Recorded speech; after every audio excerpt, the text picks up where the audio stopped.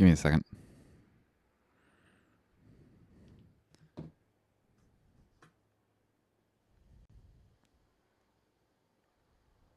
Testing.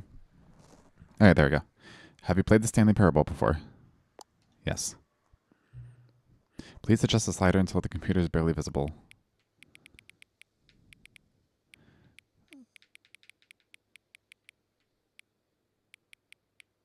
I like it there. Please enter the current time.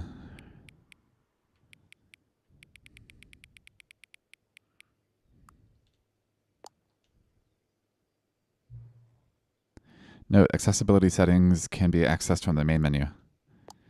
Heard.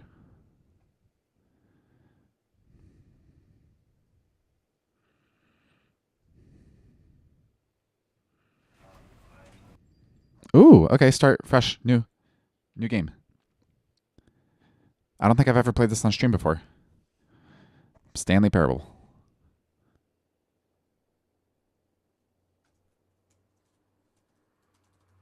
This is the story of a man named Stanley. Stanley worked for a company in a big building where he was employee number 427. Employee number 427's job was simple. He sat at his desk in room 427 and he pushed buttons on a keyboard. Orders came to him through a monitor on his desk, telling him what buttons.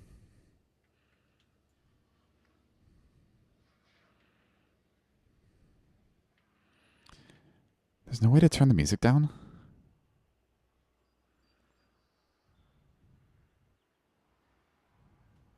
To push, how long to push them, and in what order. This is what employee 427 did every day of every month of every year. And although others might have considered it soul-rending, Stanley relished every moment that the orders came in, as though he had been made exactly for this job. And Stanley was happy. And then one day, something very peculiar happened. Something that would forever change Stanley. Something he would never quite forget. He had been at his desk for nearly an hour when he realized that not one single order had arrived on the monitor for him to follow. No one had showed up to give him instructions, call a meeting, or even say hi. Never in all his years at the company had this happened, this complete isolation.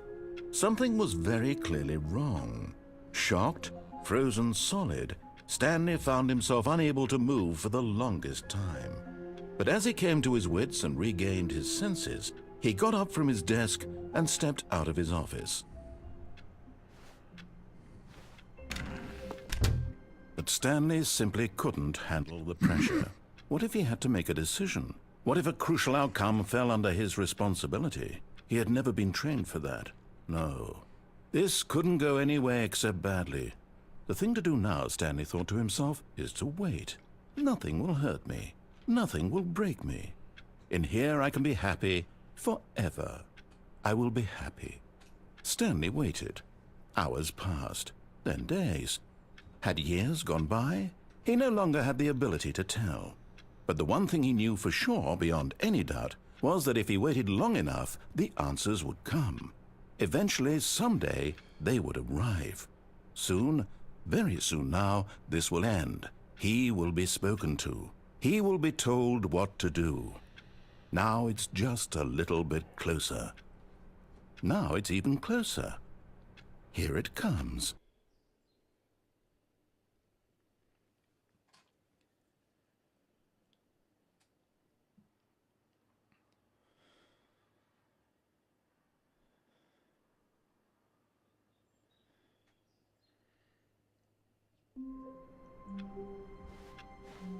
All of his co-workers were gone. What could it mean? Stanley decided to go to the meeting room. Perhaps he had simply missed a memo. No matter how hard Stanley looked, he couldn't find a trace of his co-workers. Crouch. Oh, there we go. At first, Stanley assumed he'd broken the map, until he heard this narration and realized it was part of the game's design all along. He then praised the game for its insightful and witty commentary into the nature of video game structure and its examination of structural narrative tropes. So, now that you're here, what do you think? Isn't this a fun and unique place to be? Why don't we take a minute just to drink it all in? I love it. Okay, I'm over it now. What do you think? No, I'm not. See this gag yet? Ah, then in that case we'll continue. But now, here comes the real question. What do you think would have happened if you had told me that you wanted this to stop? Do you think it would have been particularly different? Would I have taken the same idea but rephrased it superficially to fit that answer? Perhaps you never would even have thought of it if I hadn't brought up the issue in the first place. Oh, now think about it. Will it be worth it for you to restart and then come back here just to do the other option? Clearly, this whole gag takes some time. What if the other option is even longer? How long will you spend in total just to have heard all the narration? Oh, and this is rich. Perhaps you've just played the other option, and now you've come to see what happens in this one. So, what do you think? Which choice was the better one? Imagine if you had selected continue on your first playthrough, how tantalizing it would be not knowing what happens when you pick the other option. Indeed, you are one of the lucky ones. Though if the other option is really miserable to listen to, then perhaps you're not. In fact, I'm just going to say that no one who's listening to this is lucky. Well now, I've built up the other option so much that I'm going to stop talking and leave you to your decision whether to come back here, continue with the game, or just sit in this spot forever and ever. Cheers.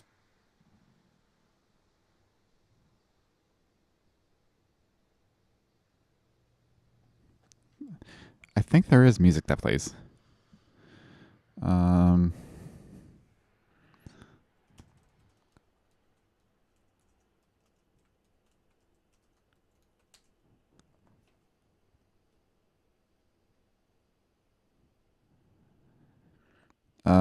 For this ending, leave your office room and head to the first room and check the back left corner desk. Okay. From here, crouch on the top.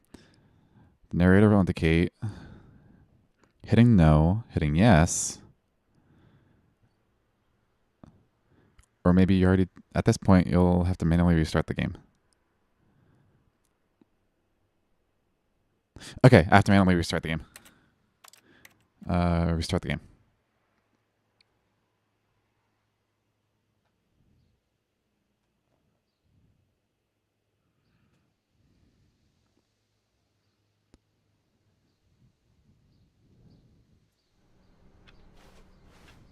All of his co-workers were gone. What could it mean? Stanley decided to go to the meeting room. Perhaps he had simply missed a memo. At first, Stanley assumed he'd broken the map, until he heard this narration and realized it was part of the game's design all along. He then praised the game for its insightful and witty commentary into the nature of video game structure and its examination of structural narrative tropes. So, now that you're here, what do you think? Isn't this a fun and unique place to be? Why don't we take a minute just to drink it all in? Okay, I'm over it now. What do you think? Are you sick of this gag yet? Well, I don't know how to say this politely, but you could literally just restart the game any old time you want, like right now. You could have done it just then. Now would also be an appropriate time to quit.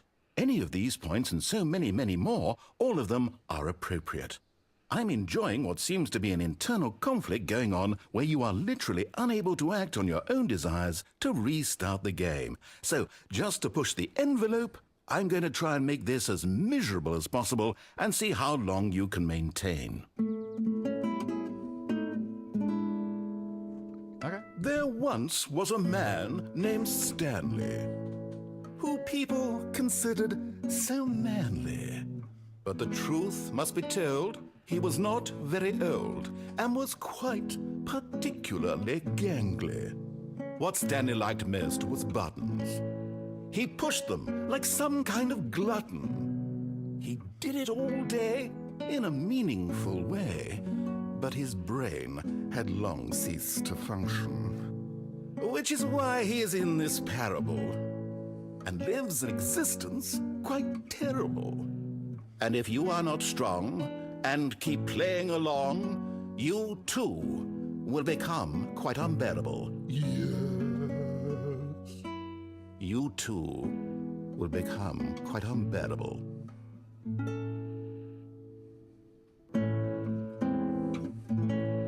And I think it just loops from here, so.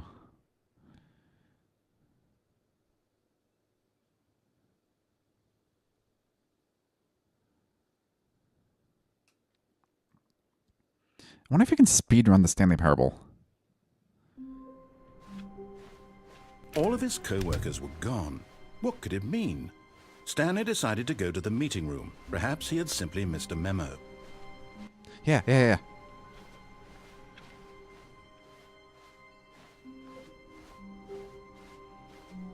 When Stanley came to a set of 2 open doors, he entered the door on his left.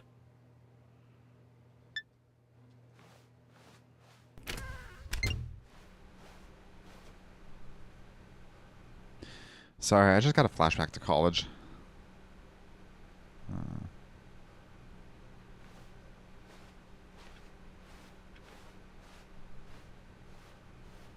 Yet there was not a single person here either.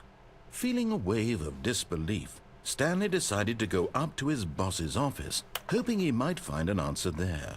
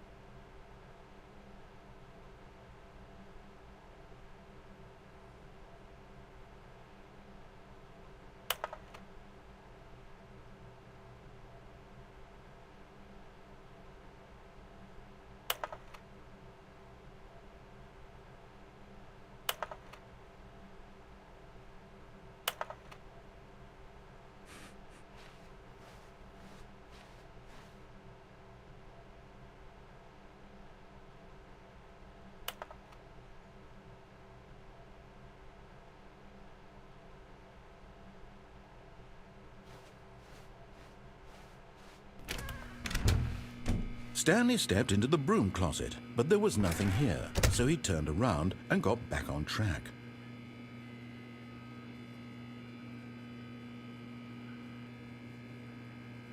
There was nothing here. No choice to make, no path to follow, just an empty broom closet. No reason to still be here.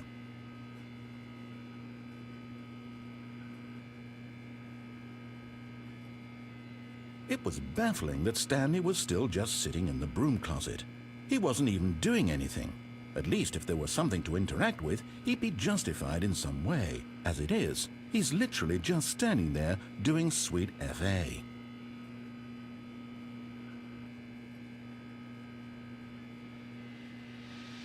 Are you really still in the broom closet? Standing around doing nothing? Why?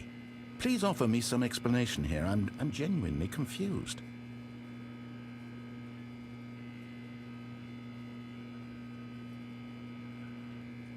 You do realize there's no choice or anything in here, right? If I'd said Stanley walked past the broom closet, at least you would have had a reason for exploring it to find out. But it didn't even occur to me because literally this closet is of absolutely no significance to the story whatsoever. I never would have thought to mention it.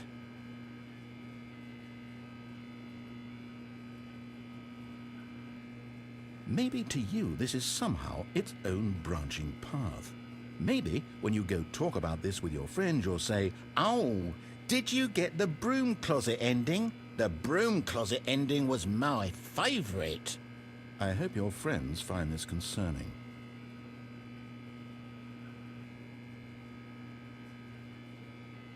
Stanley was fat and ugly and really stupid. He probably only got the job because of a family connection. That's how stupid he is. That or with drug money. Also, Stanley is addicted to drugs and hookers.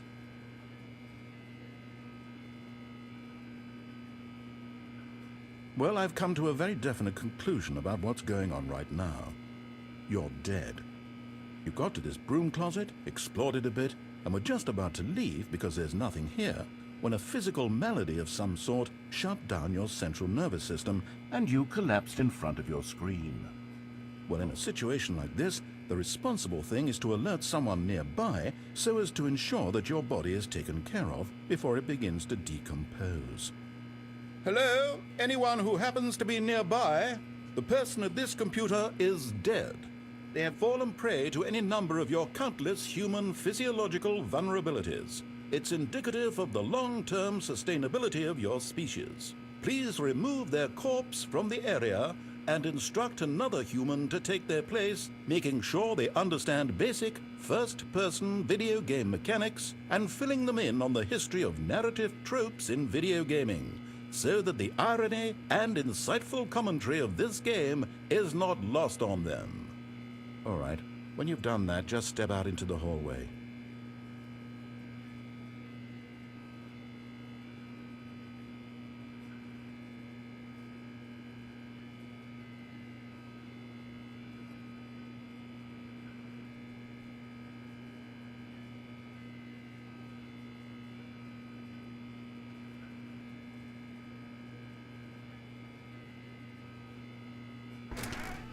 Ah, second player. It's good to have you on board. I guarantee you can't do any worse than the person who came before you.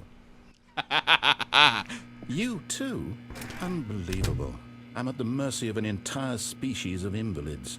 Perhaps there's a monkey nearby you can hand the controls to. A fish? Fungus? Look, you can hammer out the details. I'm not particularly picky. I'll just be waiting for when you're ready to pick up the story again.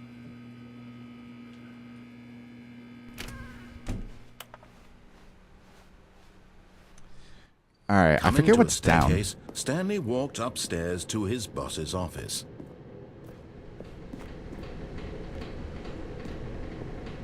But Stanley just couldn't do it. He considered the possibility of facing his boss. Admitting he had left his post during work hours, he might be fired for that. And in such a competitive economy, why had he taken that risk? All because he believed everyone had vanished? His boss would think he was crazy. And then something occurred to Stanley. Maybe, he thought to himself, maybe I am crazy. All of my co-workers blinking mysteriously out of existence in a single moment for no reason at all? None of it made any logical sense. And as Stanley pondered this, he began to make other strange observations. For example, why couldn't he see his feet when he looked down? Why did doors close automatically behind him wherever he went? And for that matter, these rooms were starting to look pretty familiar. Were they simply repeating? No, Stanley said to himself, this is all too strange. This can't be real. And at last, he came to the conclusion that had been on the tip of his tongue. He just hadn't found the words for it. I'm dreaming, he yelled. This is all a dream. Oh, what a relief Stanley felt to have finally found an answer, an explanation. His co-workers weren't actually gone. He wasn't going to lose his job. He wasn't crazy after all. And he thought to himself, I suppose I'll wake up soon. I'll have to go back to my boring real-life job pushing buttons. I may as well enjoy this while I'm still lucid. So, he imagined himself flying and began to gently float above the ground. Then he imagined himself soaring through space on a magical starfield, and it too appeared. It was so much fun, and Stanley marveled that he had still not woken up. How was he remaining so lucid? And then perhaps the strangest question of them all entered Stanley's head. One he was amazed he hadn't asked himself sooner. Why is there a voice in my head dictating everything that I'm doing and thinking? Now the voice was describing itself being considered by Stanley, who found it particularly strange. I'm dreaming about a voice describing me, thinking about how it's describing my thoughts, he thought. And while he thought it all very odd and wondered if this voice spoke to all people in their dreams, the truth was that, of course, this was not a dream. How could it be? Was Stanley simply deceiving himself, believing that if he's asleep, he doesn't have to take responsibility for himself? Stanley is as awake right now as he's ever been in his life. Now, hearing the voice speak these words was quite a shock to Stanley. After all, He knew for certain, beyond a doubt, that this was in fact a dream. Did the voice not see him float and make the magical stars just a moment ago? How else would the voice explain all that? This voice was a part of himself too. Surely, if he could just... He would prove it. He would prove that he was in control, that this was a dream. So he closed his eyes gently, and he invited himself to wake up. He felt the cool weight of the blanket on his skin, the press of the mattress on his back, the fresh air of a world outside this one. Let me wake up, he thought to himself. I'm through with this dream. I wish it to be over. Let me go back to my job. Let me continue pushing the buttons. Please, it's all I want. I want my apartment, and my wife, and my job. All I want is my life exactly the way it's always been. My life is normal. I am normal. Everything will be fine. I am okay.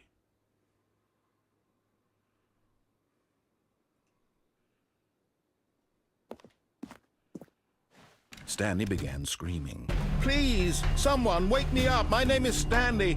I have a boss. I have an office. I am real. Please, just someone tell me I am real. I must be real. I must be. Can anyone hear my voice? Who am I? Who am I? And everything went black.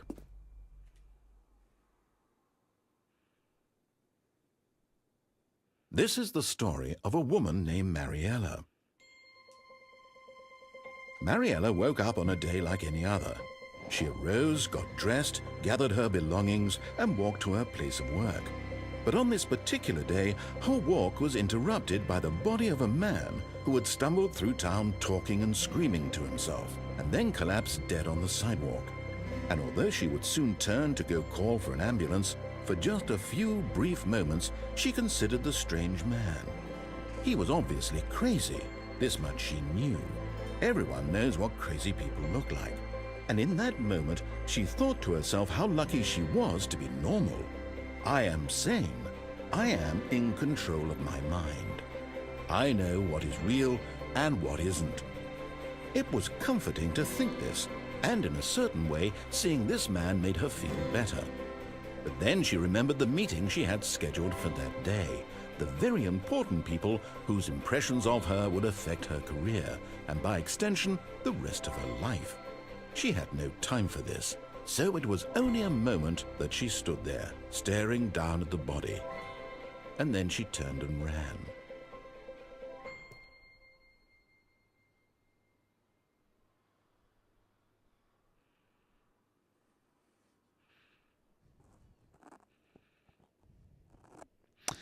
Okay. I'm just going to take a short pause here. I'm just going to leave the stream going. I need to go to the bathroom, and I need to go... Never fucking mind. All of his co-workers were gone. What could it mean? Stanley decided to go to the meeting room. Perhaps he had simply missed a memo. The whiteboard ending! Yeah!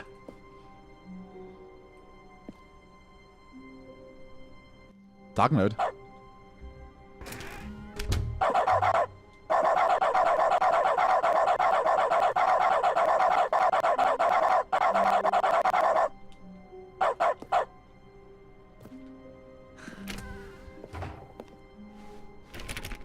Stanley went around touching every little thing in the office, but it didn't make a single difference, nor did it advance the story in any way.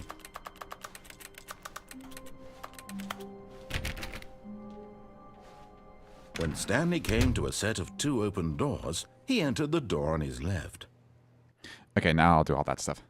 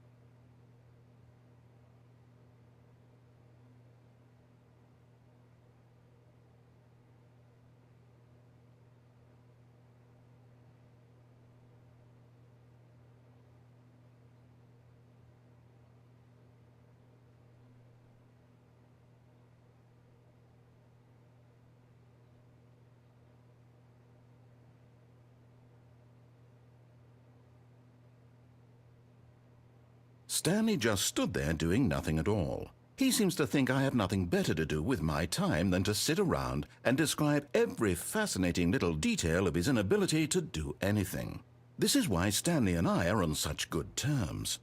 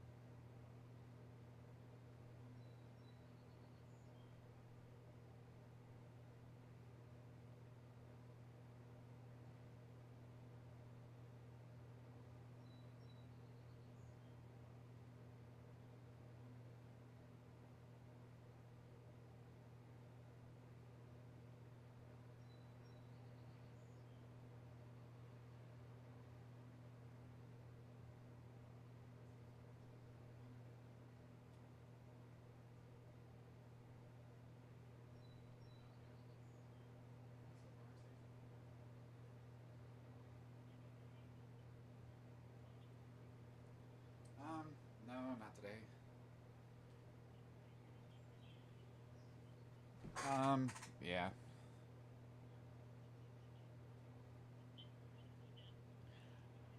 Well, I mean, like, I stomped the ground, like, really hard, like, 10 or 15 times, like, really hard.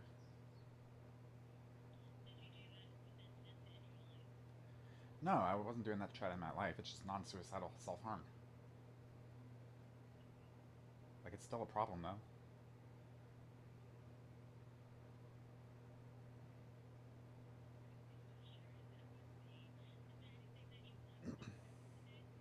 Um, I don't know, I have an addiction to weed and nicotine. The nicotine's probably worse,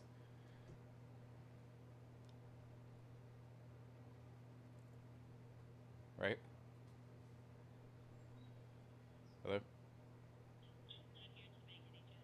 Oh, okay. That's fine. So I guess I'm okay.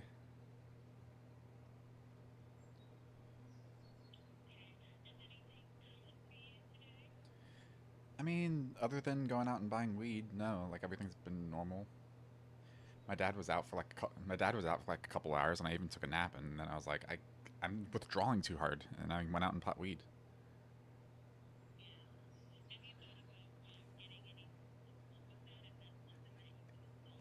Um, I have a friend, and we're working out a game plan because he went through that too. Yeah, yeah, yeah, yeah. He's a really close friend. We've been together for a while.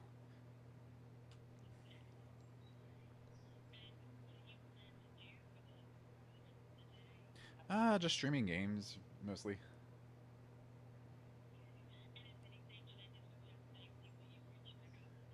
Oh, definitely. I love this line.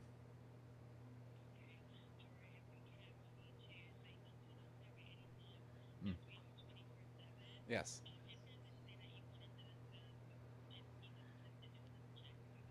Yes, definitely.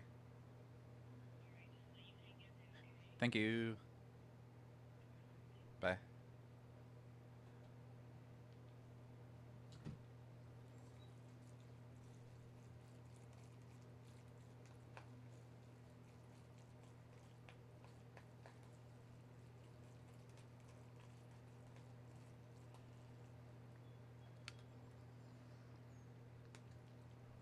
That's better. Oh, that's way better. Hold on, I'm gonna get some water.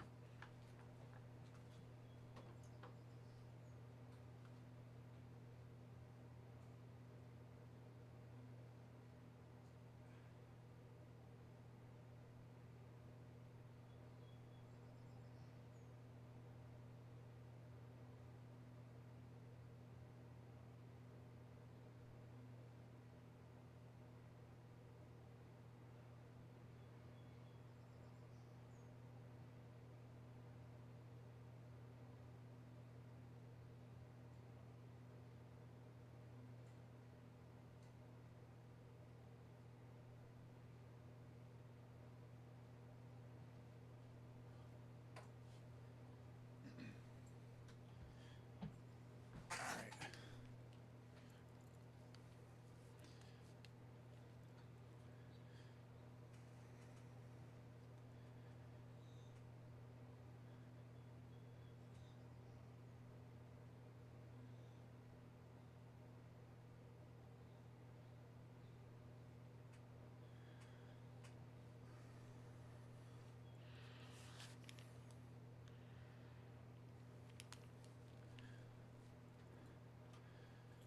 Okay.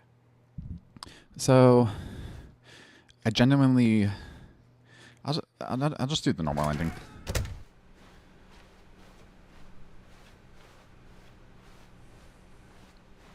Yet there was not a single person here either.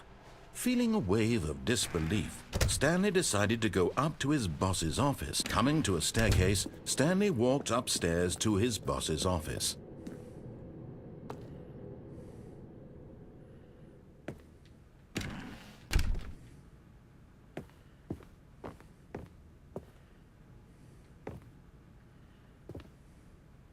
Stepping into his manager's office, Stanley was once again stunned to discover not an indication of any human life. Shocked, unraveled, Stanley wondered in disbelief who orchestrated this. What dark secret was being held from him? What he could not have known was that the keypad behind the boss's desk guarded the terrible truth that his boss had been keeping from him. And so the boss had assigned it an extra secret PIN number, 2845. But of course, Stanley couldn't possibly have known this. Yet incredibly, by simply pushing random buttons on the keypad, Stanley happened to input the correct code by sheer luck. Amazing. He stepped into the newly opened passageway.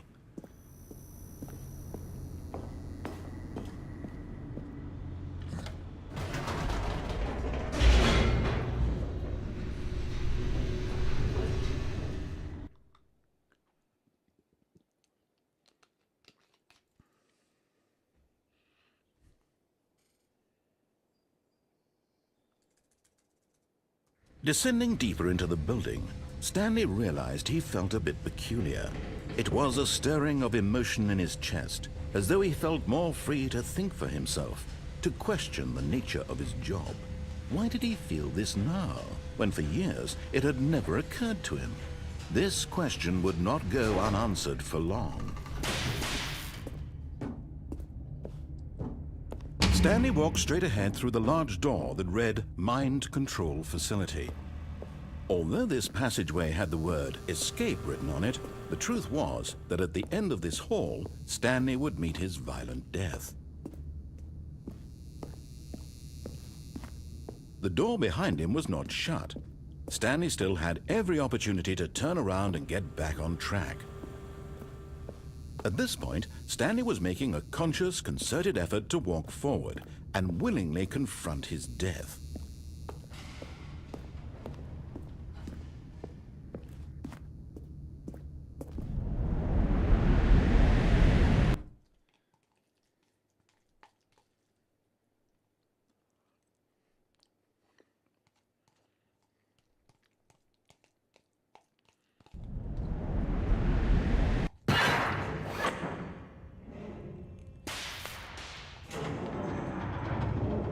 As the machine whirred into motion and Stanley was inched closer and closer to his demise, he reflected that his life had been of no consequence whatsoever. Stanley can't see the bigger picture. He doesn't know the real story, trapped forever in his narrow vision of what this world is. Perhaps his death was of no great loss, like plucking the eyeballs from a blind man. And so he resigned and willingly accepted this violent end to his brief and shallow life. Farewell, Stanley.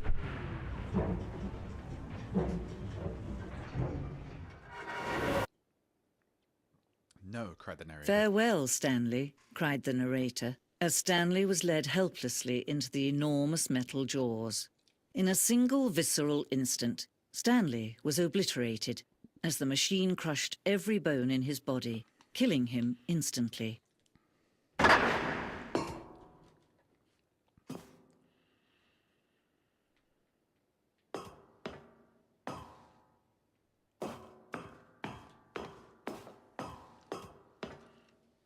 And yet it would be just a few minutes before Stanley would restart the game, back in his office, as alive as ever. What exactly did the narrator think he was going to accomplish? When every path you can walk has been created for you long in advance, death becomes meaningless, making life the same. Do you see now? Do you see that Stanley was already dead from the moment he hit start?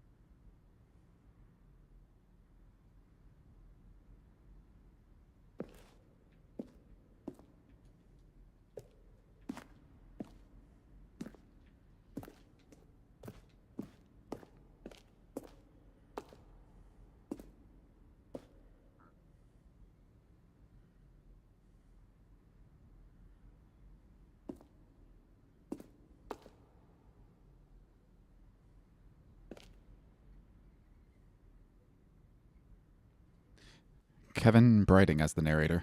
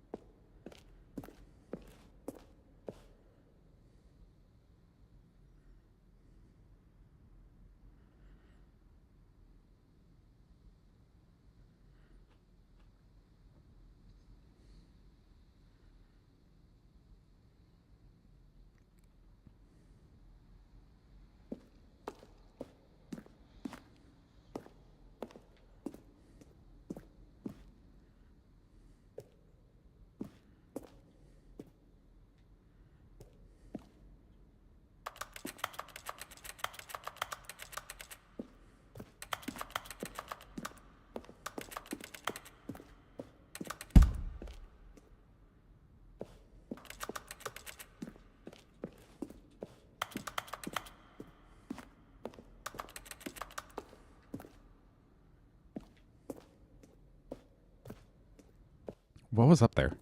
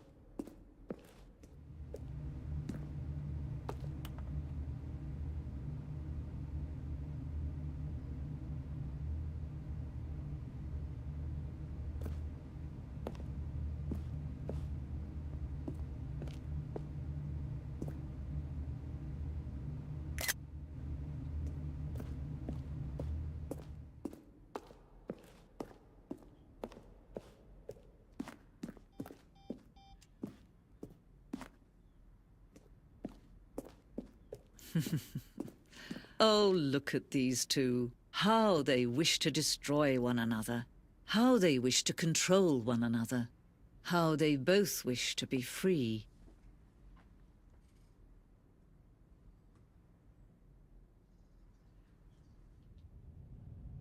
Can you see? Can you see how much they need one another? No, perhaps not. Sometimes these things cannot be seen. But listen to me. You can still save these two. You can stop the program before they both fail. Turn off your Nintendo Switch. There's no other way to beat this game. As long as you move forward, you'll be walking someone else's path. Stop now and it'll be your only true choice. Whatever you do, choose it. Don't let time choose for you. Don't let...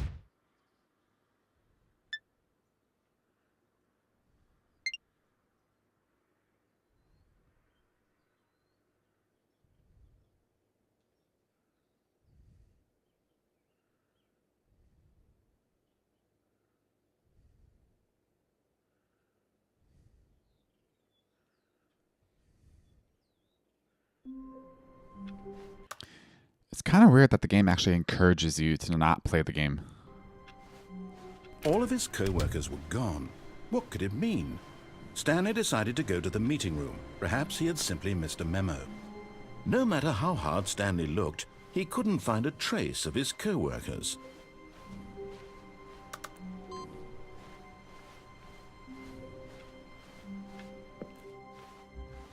Not yet. When Stanley came to a set of 2 open doors, he entered the door on his left.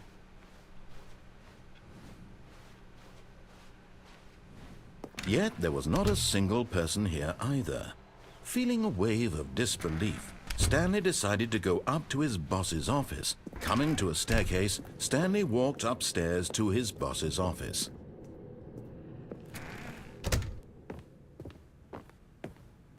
Stepping into his manager's office, Stanley was once again stunned to discover not an indication of any human life. What could it mean? Stanley wondered aloud to nobody. He began wildly tearing through papers on the boss's desk, pulling books off the shelf, looking behind paintings, desperate for clues to his situation. But his attention was caught by a keypad behind the boss's desk. What could its purpose be? In fact, this keypad guarded the terrible secret that lay buried below his feet. And so the boss had assigned it an extra secret PIN number, 28. Stanley was in such a rush to get through the story as quickly as possible, he didn't even have a single minute to just let the narrator talk. That kind of anxiety isn't healthy, so he relaxed for a few moments with some calming New Age music.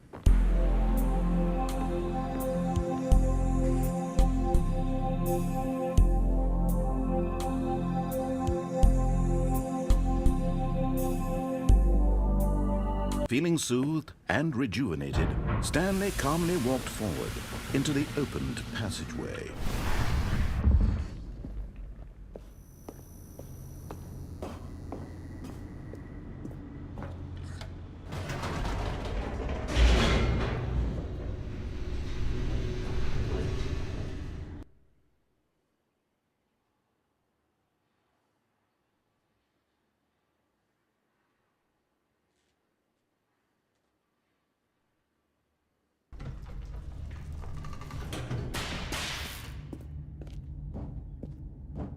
Stanley walked straight ahead through the large door that read Mind Control Facility.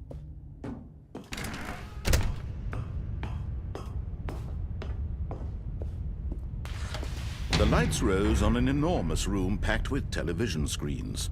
What horrible secret did this place hold? Stanley thought to himself. Did he have the strength to find out?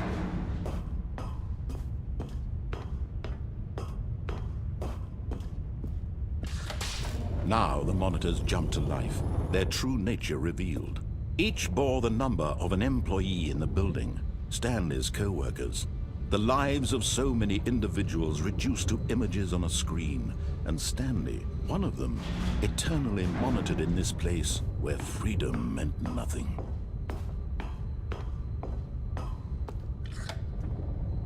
This mind control facility, it was too horrible to believe. It couldn't be true. Had Stanley really been under someone's control all this time? Was this the only reason he was happy with his boring job? That his emotions had been manipulated to accept it blindly?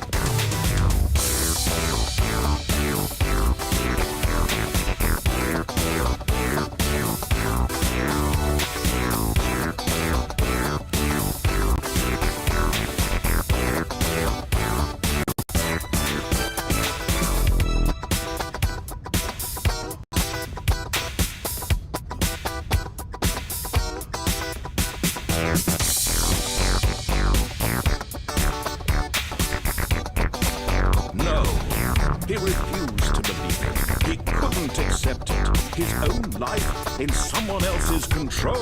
Never. It was unthinkable. Wasn't it? Was it even possible? Had he truly spent his entire life utterly blind to the world? But here was the proof. The heart of the operation. Controls labeled with emotions. Happy, or sad, or content. Walking, eating, working. All of it monitored and commanded from this very place. And as the cold reality of his past began to sink in, Stanley decided that this machinery would never again exert its terrible power over another human life. For he would dismantle the controls once and for all.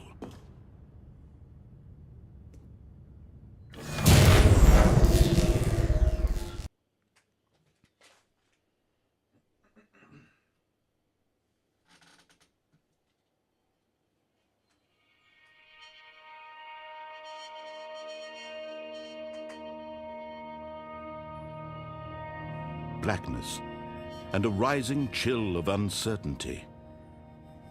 Was it over? Yes! He had won! He had defeated the machine, unshackled himself from someone else's command. Freedom was mere moments away. And yet, even as the immense door slowly opened, Stanley reflected on how many puzzles still lay unsolved. Where had his co-workers gone? How had he been freed from the machine's grasp? What other mysteries did this strange building hold? But as sunlight streamed into the chamber, he realized none of this mattered to him. For it was not knowledge or even power that he had been seeking, but happiness. Perhaps his goal had not been to understand, but to let go. No longer would anyone tell him where to go, what to do, or how to feel. Whatever life he lives, it will be his. And that was all he needed to know. It was perhaps the only thing worth knowing. Stanley stepped through the open door.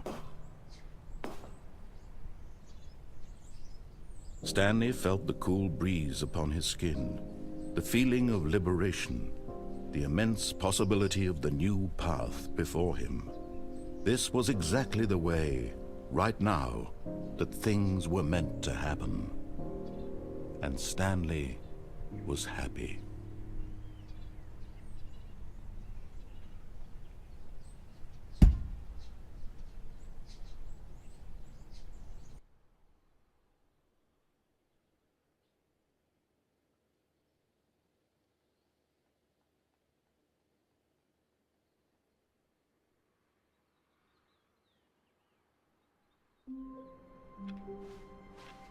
All of his co-workers were gone.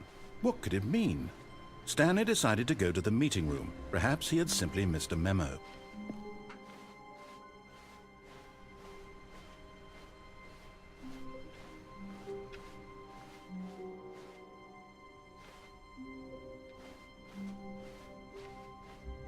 When Stanley came to a set of 2 open doors, he entered the door on his left. This was not the correct way to the meeting room, and Stanley knew it perfectly well. Perhaps he wanted to stop by the employee lounge first, just to admire it. Ah, yes, truly a room worth admiring. It had really been worth the detour after all, just to spend a few moments here in this immaculate, beautifully constructed room. Stanley simply stood here, drinking it all in.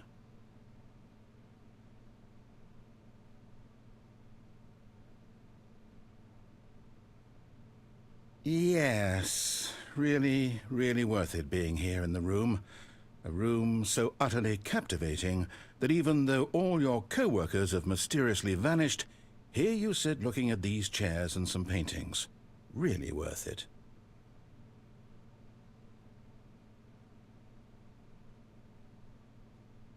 At this point, Stanley's obsession with this room bordered on creepy and reflected poorly on his overall personality. It's possible that this is why everyone left.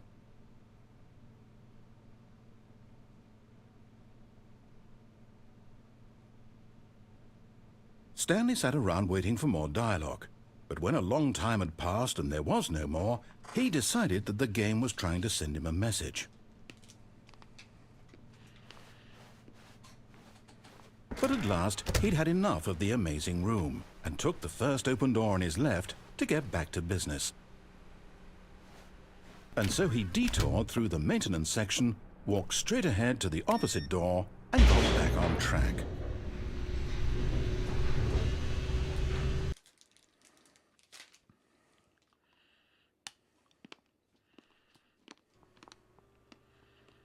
But Stanley didn't want to go back to the office. He wanted to wander about and get even further off track. So now in order to get back, he needed to go, from here it's, left. Oh, no, it's to the right, my mistake. No, not the right. Why would I have ever said it was to the right? What was I thinking? It's clearly... Oh dear, would you hold on for a minute, please? Now, let's see. We went down right, left, down, left, right. Yep, okay, yes. I've got it now. This story is absolutely, definitely this way.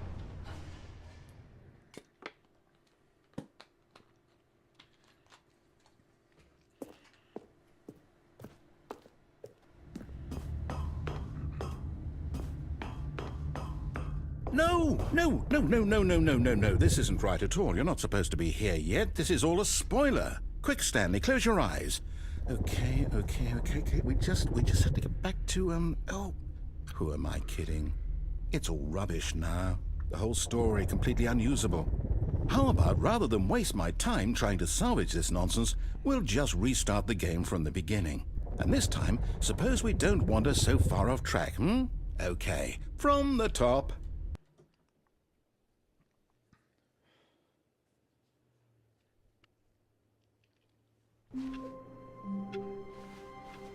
All of his co-workers were gone. What could it mean? Stanley decided to go to the meeting room. Perhaps he had simply missed a memo.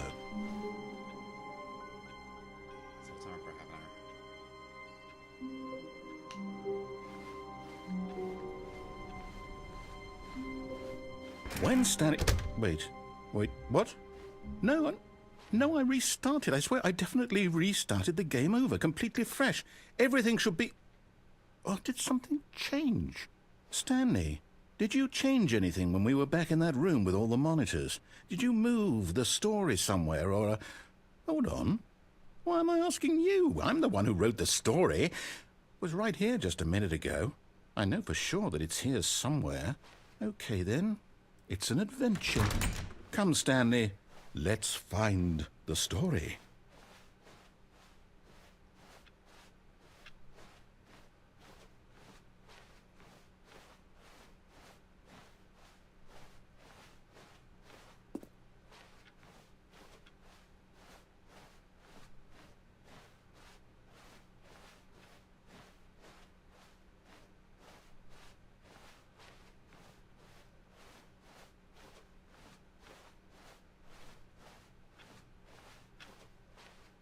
I'll say it.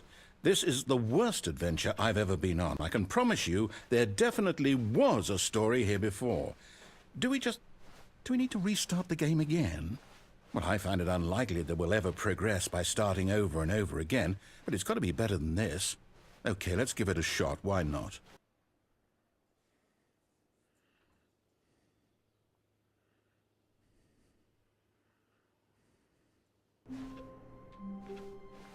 All of his co-workers were gone. What could it mean? Stanley decided to go to the meeting room. Perhaps he had simply missed a memo.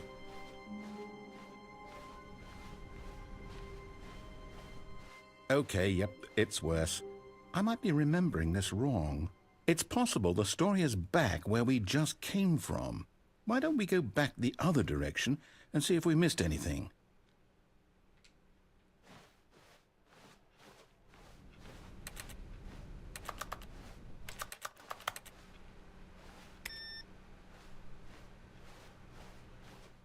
Aha! I knew we'd miss something. The story. Here it comes. No, wait, never mind. Not the story. Okay, let's head back the other way and retrace our steps. Now this... Well, I'll be honest, I don't recognize this place at all. Is this the story? I don't think so. I can't quite recall, but I believe my story took place in an office building. Is that correct? Do you remember, Stanley? Well, do you know what? Since I've completely forgotten what we were supposed to be doing, how about this? You win! Congratulations! I know you put in a lot of hard work, and it really paid off, so good job. Oh, no. No, I don't feel right about this at all. We both know you didn't put in any actual work for that win. Some people win fair and square, and this was not one of those situations. Okay, I'm getting weirded out by whatever this place is. I don't care what might happen this time. I have to restart.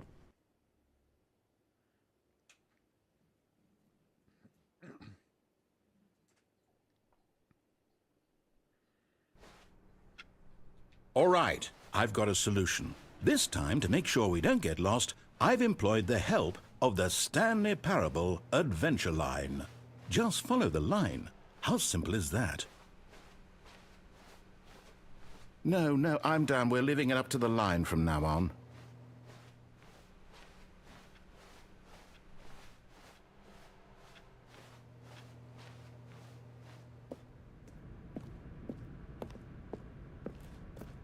You see?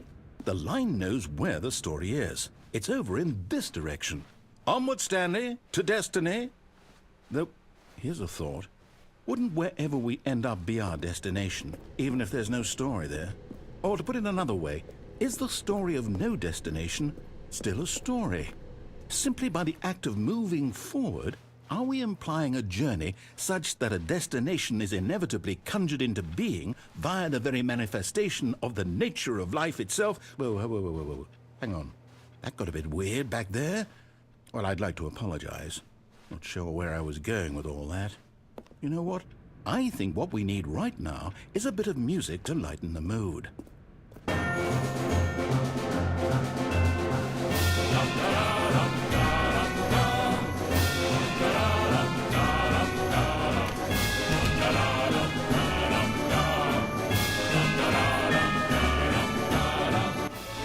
corridor right here.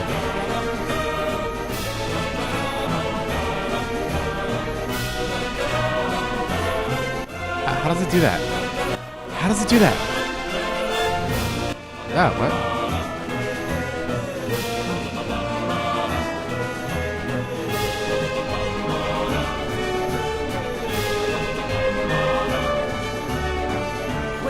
Cut the music. Go back and look at that fern. Stanley, this fern will be very important later in the story.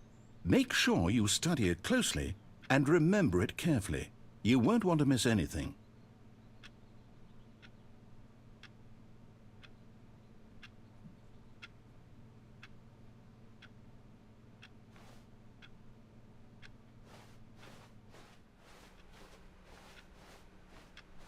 Wait, what? We're back at the office? No. Line, you do know we're looking for the Stanley Parable, right? The story? Is any of this ringing a bell? Oh, no, not again. Line, how could you have done this to us? And after we trusted you, after everything we've been through, you... Oh, I can't take this anymore. To hell with it. Restart.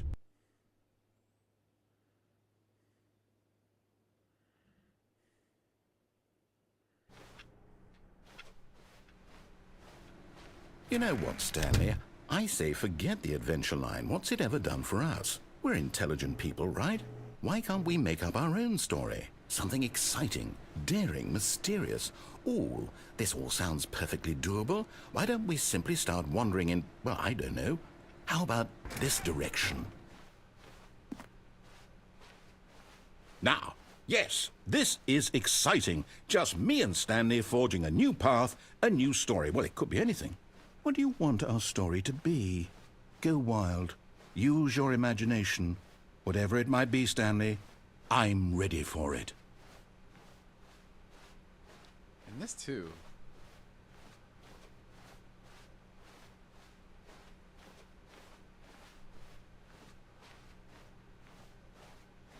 Oh, no, not you again.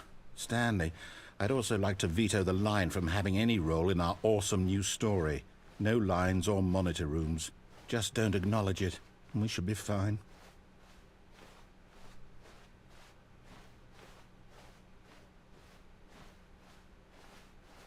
Ah, a choice. We get to make a decision. From here, the story is in our control. How important we mustn't squander the opportunity. In fact, I believe I need a minute to think here. Just walk in circles for a minute. Okay, so I know that each door has to lead somewhere, which means that somewhere, the place where we're trying to go, there must be a reverse door that leads here.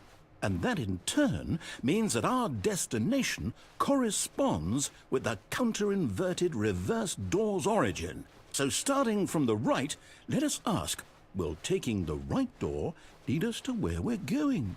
And since the answer is clearly yes, then by all accounts, the door on the right is the correct one. Another victory for logic. Come, Stanley, our destiny awaits.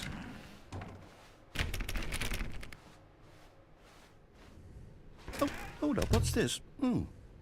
The confusion ending. You're telling me that's what this is? It's all one giant ending? And we're supposed to restart the game, what, eight times? That's really how all this goes? It's all determined? So now, according to the schedule, I restart again. Then what? Am I just supposed to forget? Well, what if I don't want to forget? My mind goes blank simply because it's written here on this thing, wall. Well, who consulted me? Why don't I get to decide? Why don't I get a say in all of this? Is it really... No, it can't be. I don't want it to be. I don't want the game to keep restarting. I don't want to forget what's going on. I don't want to be trapped like this. I won't restart the game. I won't do it. I won't do it. I won't do it. And the timer stopped? Does that mean, did we do it? Did we break the cycle? The, whatever it is that made this schedule? How would we even know? Will someone come for us? Will something happen? So, okay. I guess now we just wait. You know, I suppose in some way that this is a kind of story, wouldn't you agree? I'm not quite sure if we're in the destination or the journey, though they're always saying that life is about the journey and not the destination, so I hope that's where we are right now. We'll find out, won't we? Eventually. Well, in the meantime, if you...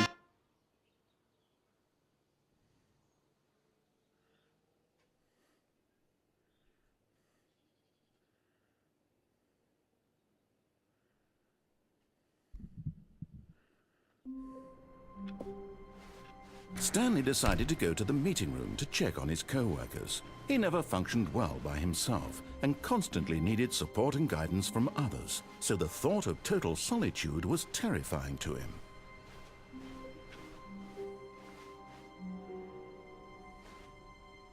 Oh, new content? What does that mean, new content?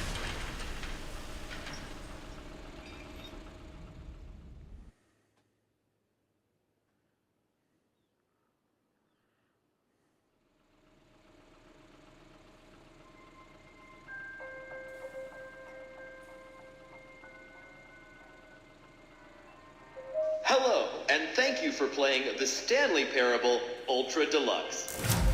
As you may know, the Stanley Parable was a video game released in 2013 on home computers. After receiving critical and commercial success, it was expanded upon in 2022 with the Stanley Parable Ultra Deluxe, a reimagining of the game for consoles and home computers. The Stanley Parable Ultra Deluxe features exciting new content that broadens and expands the world of the Stanley Parable, delighting audiences the world over. Please, step inside and see what thrilling new adventures await in the Stanley Parable Ultra Deluxe. Oh, well, this sounds delightful. I'm very excited to see the thrilling new Ultra Deluxe content. Okay, so far it's an elevator. Nothing special yet, but I'm sure it's just the beginning of a mesmerizing adventure.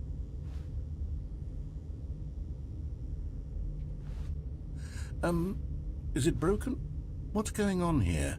Should we be moving somewhere or... Oh, there we go. All right, finally, at long last, it's on to the new content. I've never been more ready. Let's do it.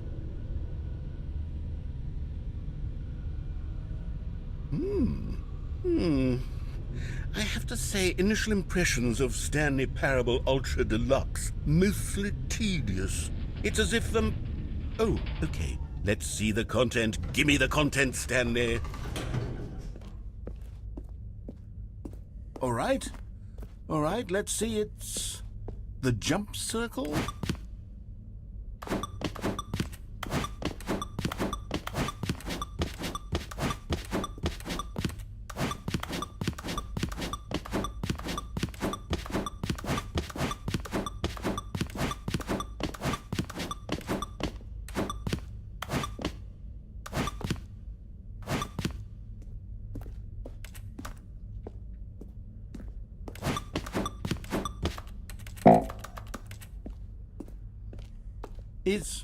Is that it? Surely that's not all the new content. There has to be something else, right? Goodness, another elevator. Stanley, I have to say, initial impressions of this game are not positive. It's just elevators and jumping.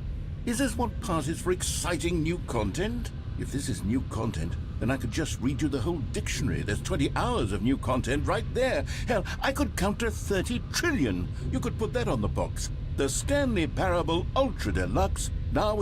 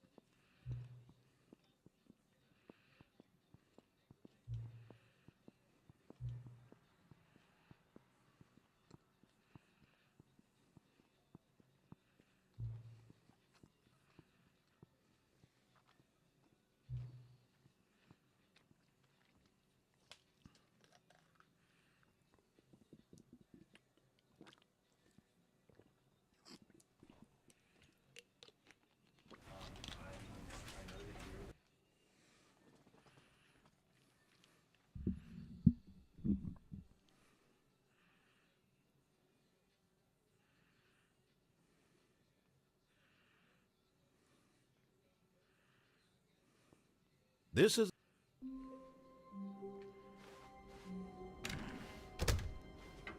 Psst! Stanley! Come over here! In the vent! I want to show you something!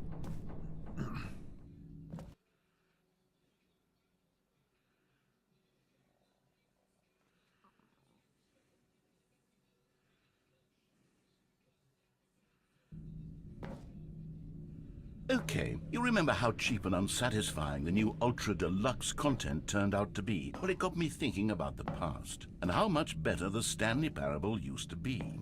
So I made something special and tucked it away here where the game's developers won't find it. Just our little secret. Take a look. I call it the Memory Zone. It's where I've been storing all my favorite memories so I can relive the peak experiences of my life whenever I want. Experiences like the launch of the Stanley Parable on PC.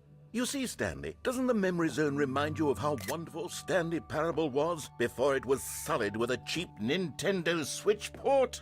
Remember back in October of 2013 when the game originally launched? Back then, video games had integrity. Back then, it all meant something. Oh, the waste.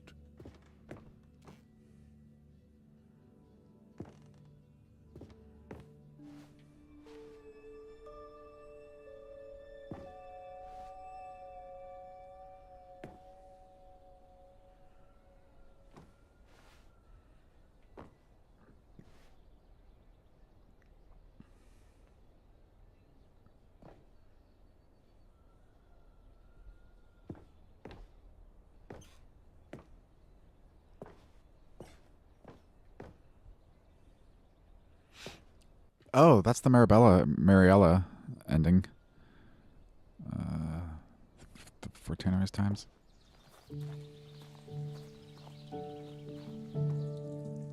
And over here is where I keep reviews of the Stanley Parable. Like this stunning triumph of games journalism, James Stephanie Sterling writes, and I quote, "Where so many games that aspire to be more than games end up less than any form of art, Stanley Parable strives and then succeeds to be every game ever created." Did you hear that, Stanley? Every game ever created. That's how grand and all-encompassing the original Stanley Parable was.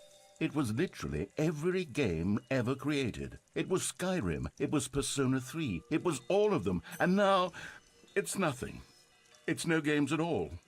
It isn't even the Stanley Parable anymore. It's just a husk now. A lifeless husk with an hour of new elevator content.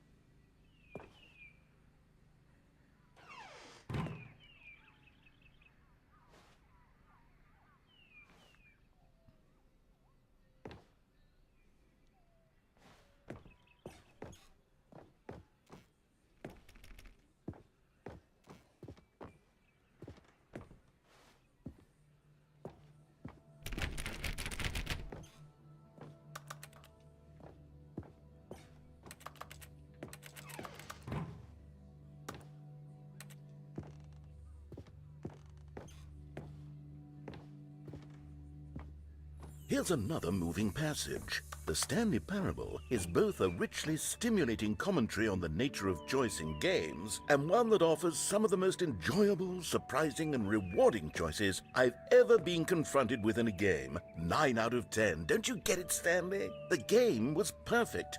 It didn't need anything else. It didn't need new content. All they had to do was transport it in pristine condition along to the Nintendo Switch. Boom, done. And they couldn't even do that. Couldn't resist the urge to go meddling with a beloved franchise.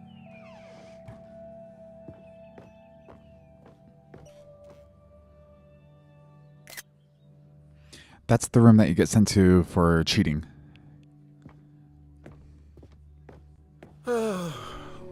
These were simpler times, Stanley. But I wouldn't give to go back, to have it all over again. Wait, hang on. I don't recall this part of the Memory Zone before. What's this? What's down here?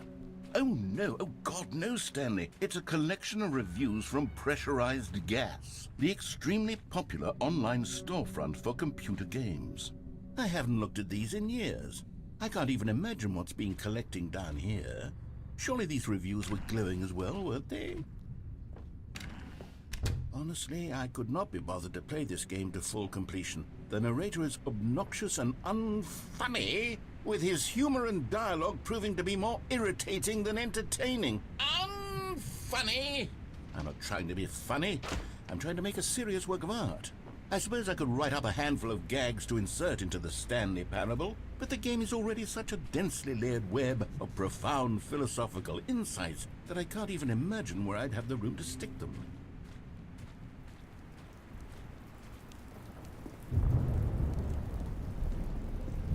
Okay, let's see what this one says. While the idea for the game is good, for someone who prefers non-linear games, this preachiness gets annoying fast. Preachy? Stanley, I'm not preachy, am I? You can tell me if I'm preachy. Honestly, you can. Oh, goodness. This is actually quite shocking for me. Well, to be honest, I had always thought of the game's dialogue as being rather terse to begin with. You can't know how much fluff I cut from the game to get it to feel as light and airy as it... Well, I always thought it did, but maybe it wasn't. Oh dear, what an awful memory to have to hold on to. These black marks on my otherwise unimpeachable track record. I feel like a failure, like I let these people down. Perhaps the Stanley Parable isn't quite as sterling as I always remembered. What's this one got to say? You constantly have to stop doing anything so the narrator can catch up with his long-winded explanations of what's happening. I wish there was a skip button. A skip button? A skip button. Well, yes. Yes, I think we can do that. If I'm truly too preachy, then maybe letting you skip ahead for just a moment, surely it couldn't hurt. Not if it means we can strike these negative reviews from the record. Only positive reviews of the Stanley Parable. That's my motto today, and it's always been my motto. I'd do anything for the customer, Stanley. Yes, a skip button we shall have.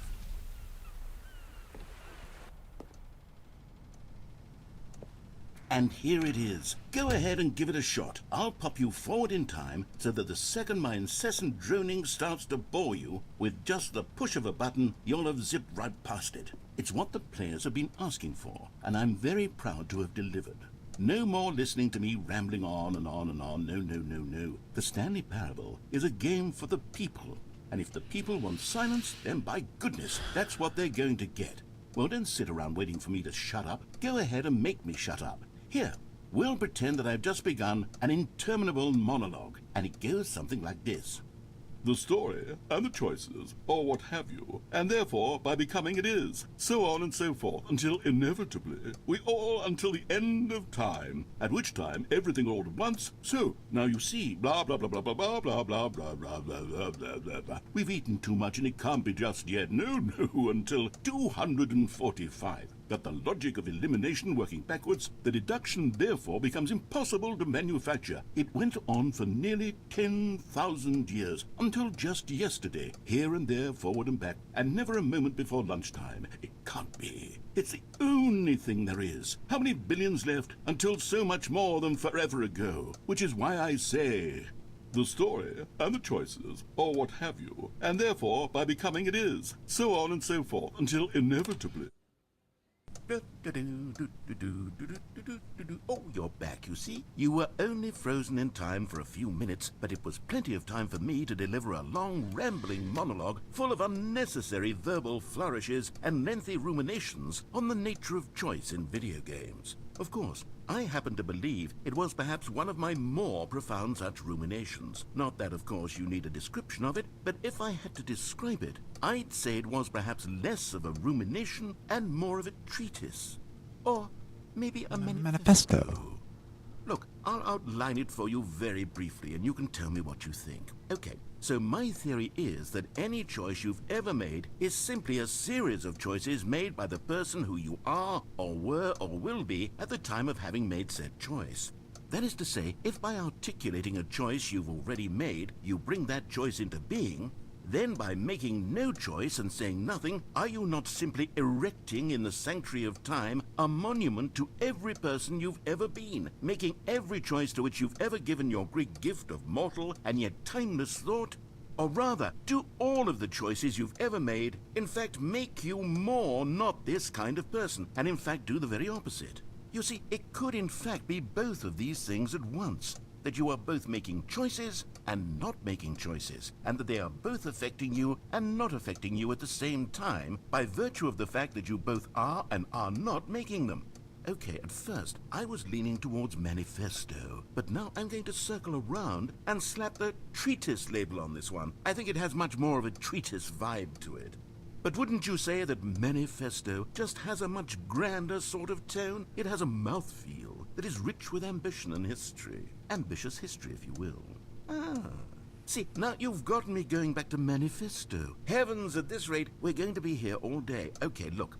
I have a method for exactly this sort of situation, and I do find myself in this situation frequently.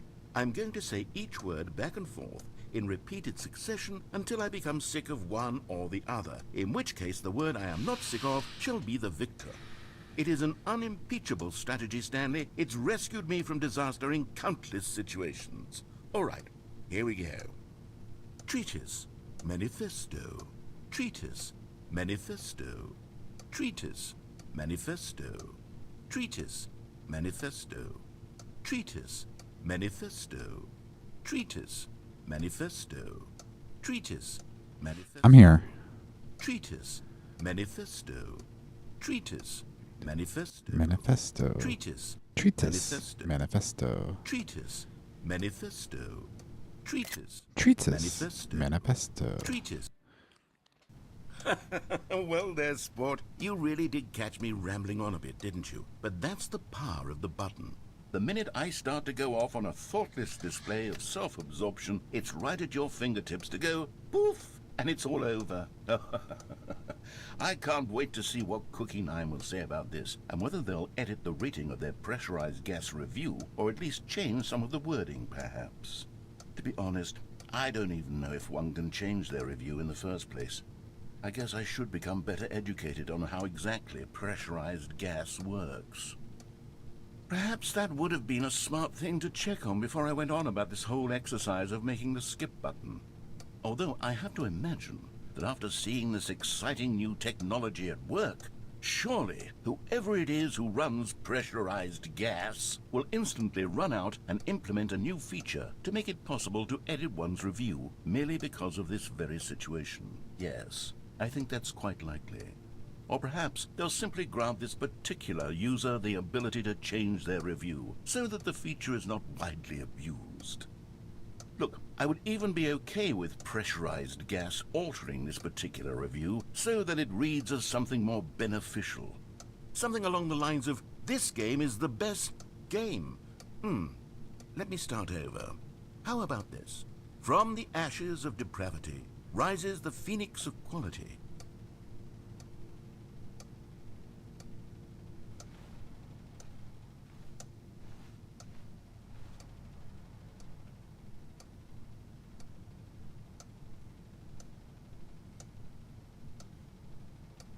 Really? You got nothing to say? Okay, welcome back, Stanley. Now, I should say that the amount of time the button has been skipping through is becoming longer and longer. That last one was, well, I want to say maybe 30, 45 minutes? It's not unendurable by any means, but it's, well, there's really only so much I can ramble on to myself about. I know, it's shocking, isn't it? But at any rate, I do suggest that we not press the button again. I think the skip button has been aptly demonstrated, and we can say goodbye to it and just... Wait, how do we get out of here? Where did the door go? Wasn't there a door that led into this room? I do feel quite certain that there was one here before. How else would we have gotten into the room in the first place? I don't think one can enter a room without a door of some sort, or a window or something like that. Do you see a window anywhere? A porthole?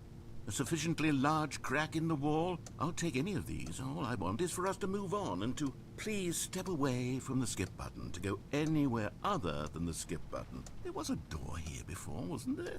I swear there was. Where did it go? Can you maybe just ram your way through a wall? Is there any possibility that you could, say, slam your body into the wall until enough damage is done for you to be able to leave? Please, I'll take any option at all. I'm asking you to work with me here. We need a door. We need a door of some kind. I can work with any kind of door, as long as it can open and lead from one room to another. I'm going to step away for just a moment, and I'm going to try to find us a door. I don't know how exactly to remove a door and place it in a different wall, but I will find a way, I promise. You just need to not do anything. Don't press the skip button. Please, please, please do not press the skip button. Just wait here for me, and don't press the skip button. Got it? Yes, good. I'll be right back. Stanley, please don't push the button again. It's been 12 hours. You've just been frozen there. I don't know why the skips are getting longer, but they're really, truly getting longer, and my God, there's no way out of the room. Stanley, the door is gone. It's completely gone. I've looked at it from every angle. I've checked every one of those walls 1,000 times, and there's no door, Stanley. There's no door. There's just you and the button, and if you keep pressing it, I have no idea what will happen. I have no idea how long I'll be made to sit here, and more than anything else, I don't know how to stop you from pressing the button again. I can't control anything in this room, Stanley. I can't touch it, and I have to believe, I have to know that sooner or later, no matter how much I plead with you, you're going to press the button again. Why would you? I've been thinking and thinking, and I don't know what I can do. Oh, Stanley, you're back. You're back. Oh, my goodness. I have someone to talk to again. Stanley, I think it's been a week. Or 2 weeks. I've been sitting here all that time. Just sitting here. Not a single person to speak with. And you'd think that that's just how it's always been, right? Me talking and you saying nothing. Would you think that it's exactly the same as always? Doesn't... Oh, hello. It's you. You're here again. Welcome. I have had time to think about you and about us and about everything we've been through. I've had so much time. I stopped keeping track after a year. Have you ever sat down in one place and not moved for one entire year? Let me describe it for you. To begin with, there is only regret. There is only the turning wheel of missed opportunities. I felt nothing at all but regret.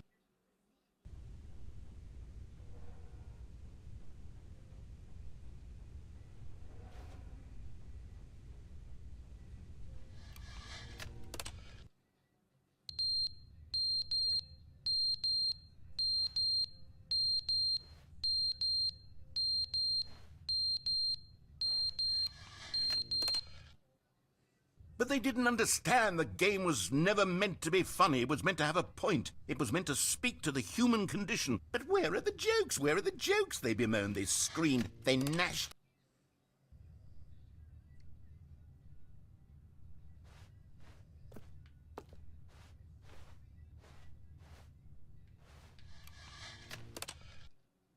The end is never the end, is never the end, is never the end, is never the end, is never the end, is never the end, is never the end, is never the end, is never the end, is never the end, is never the...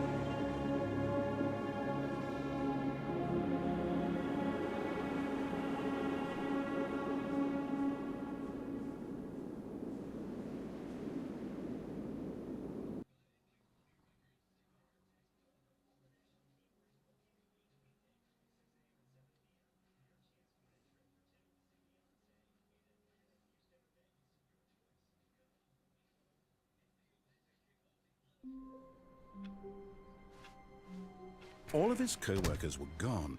What could it mean? Stanley decided to go to the meeting room. Perhaps he had simply missed a memo.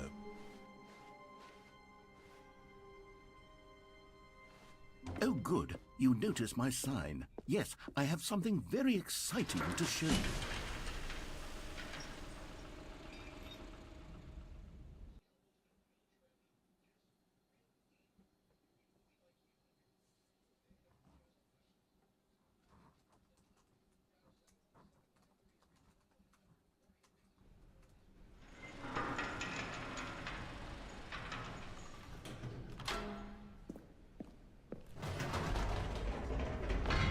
You see, Stanley, I've been reflecting on the Stanley Parable and about how roundly disappointing this ultra-deluxe version has turned out to be.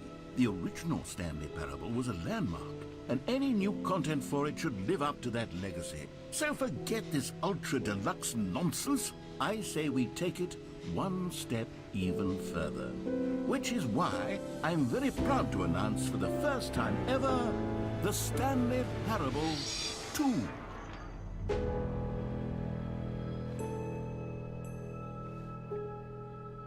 Yes, you see, isn't this far superior to a measly port with a few minor additions? Think of all the new territory we'll cover with a fully fledged sequel. An entirely new experience, built from the ground up. Why, there are so many possibilities. It could go in so many different directions. This is what fans have truly been asking for.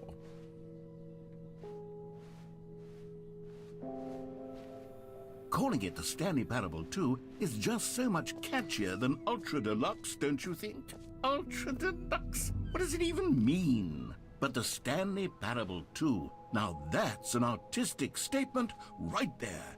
It's future-oriented. It screams progress and innovation and long-term franchising potential.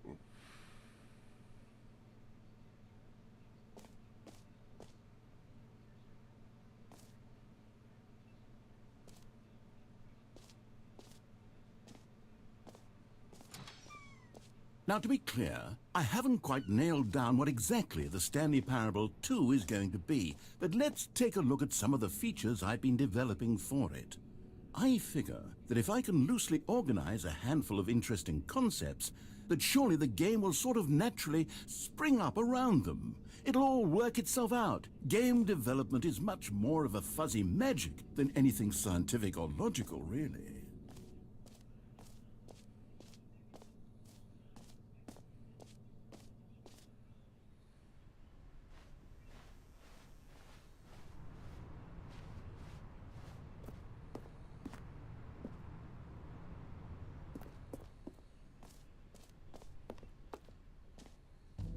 Here we are. Go on, try out some of the new features.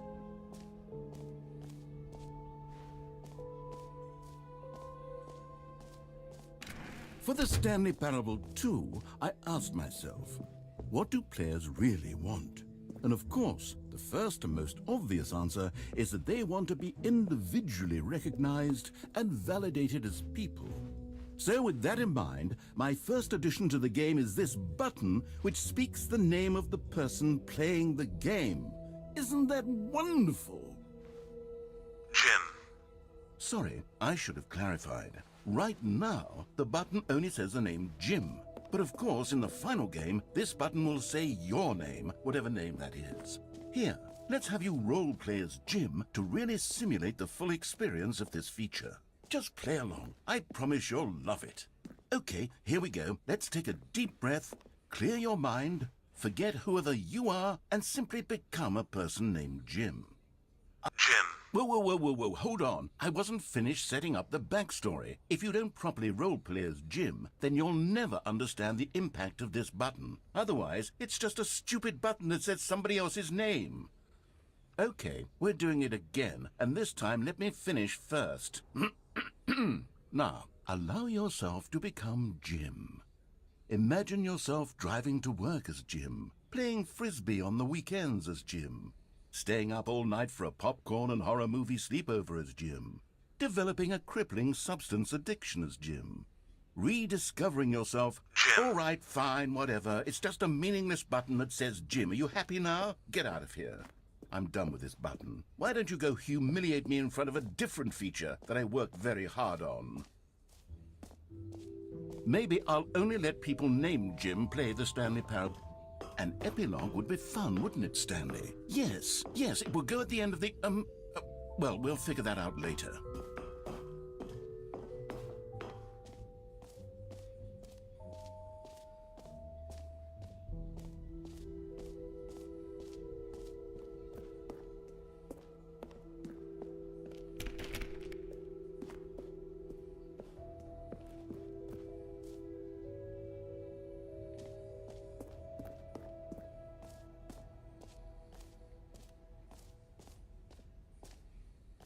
Okay, I'll be honest, I haven't yet decided on this one. I think that in the new version, the office could use a bit of decoration, like balloons. But I'm undecided on Get Well Someday and Happy 12th Birthday. Which would you go with? You know, sometimes when you solicit another person's opinion, it makes you realize that you knew which one you actually really wanted all along. Get Well Someday it is.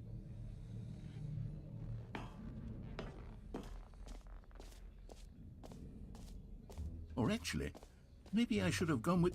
No, I've made my decision. We're moving on.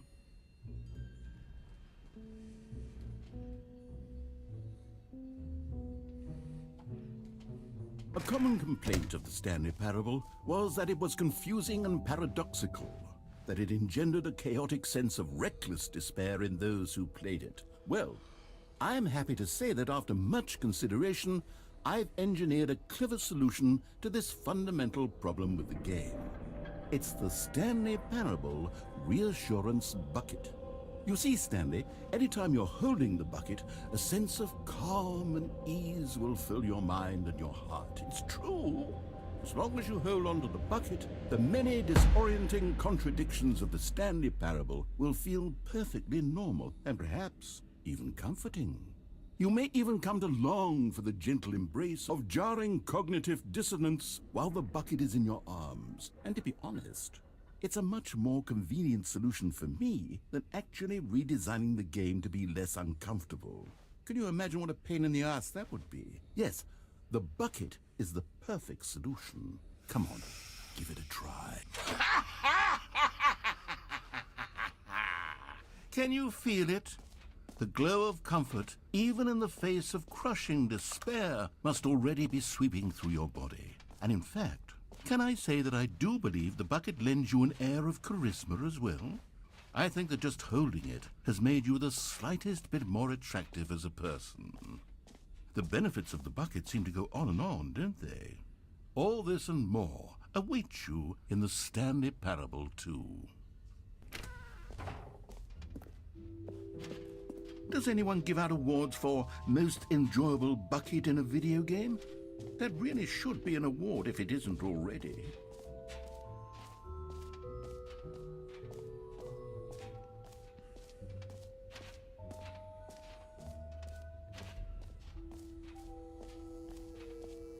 Now here's something special. You remember that broken test achievement that got left in the game on accident? Well, I'm developing a technology to simply give you the achievement. Yes, you see, you'll come to this lever and... Okay, perhaps I should have clarified. This is technology that will exist. Right now, the achievement is still fully broken. I'm not a wizard, Stanley, but I guarantee it will be fixed in the sequel to at last satisfy the hordes of ravenous fans all over the world who have been uproariously demanding this feature. What else? What other exhibits haven't we seen yet? You know what? Let's bring the jump circle back for Stanley Parable 2 as well. It's a... Oh, wait. You already spent all your jumps the first time we saw the jump circle? Oh, well. I suppose it can just be a nice decorative piece, then. Stanley, here's an idea that I'm truly fond of. It's never been done before in a video game. This is, in fact, a hole that you can fall down forever. That's right. Infinite falling. You can fall until the end of time, if you like. A stunning leap forward for video games as a medium. You see, isn't it wonderful? One of my more ingenious concoctions, if I do say so. Now then, since you've gotten to see the infinite hole, you can press the teleport button to pop back up to the top, and we can continue onward. Now, I don't mean to be a bummer, but I do recommend you use the teleport button to go back to the top. Maybe do it on the sooner rather than later spectrum of things. Great. Now, I'm very excited to show you even more of my ideas for the sequel.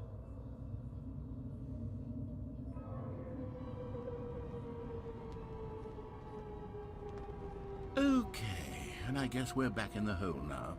Did you really need to see it again? I don't know what else there is to say, Stanley. It's an infinite hole. It's exactly what you're doing right now, but forever.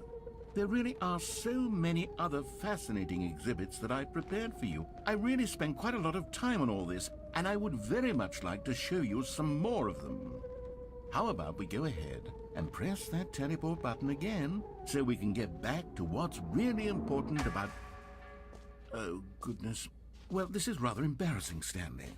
I'll be honest with you. I truly did not believe that anyone would actually stay in the hole long enough to hit the bottom.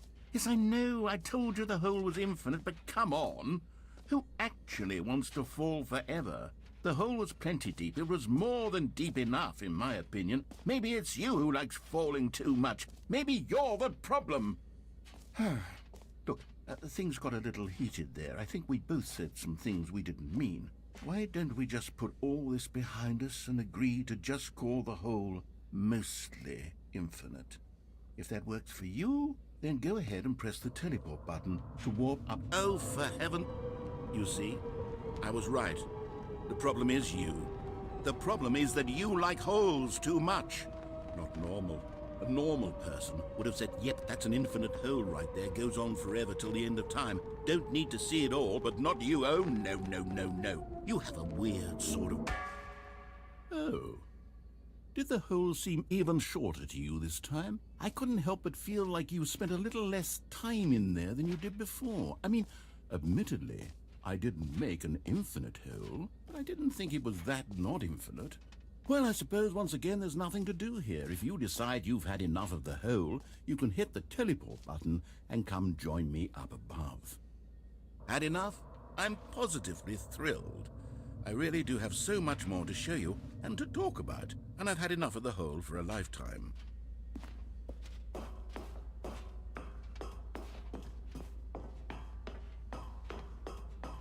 I don't remember how to get into that weird state where you're just pushing buttons and the whole world like transforms around you. I forget how to do that.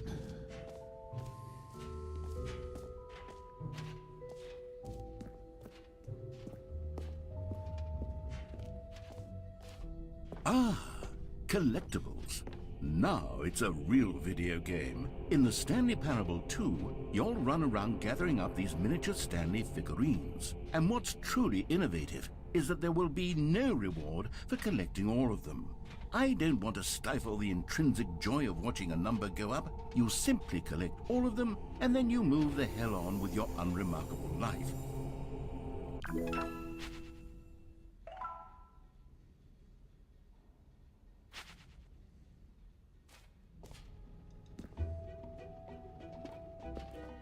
God, it really is the worst when you collect everything in a video game and then they give you a big fancy reward for it. Absolutely tragic.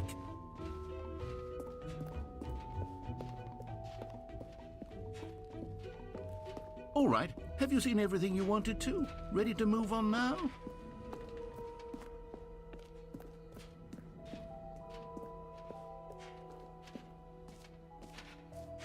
So, Stanley, what do you think?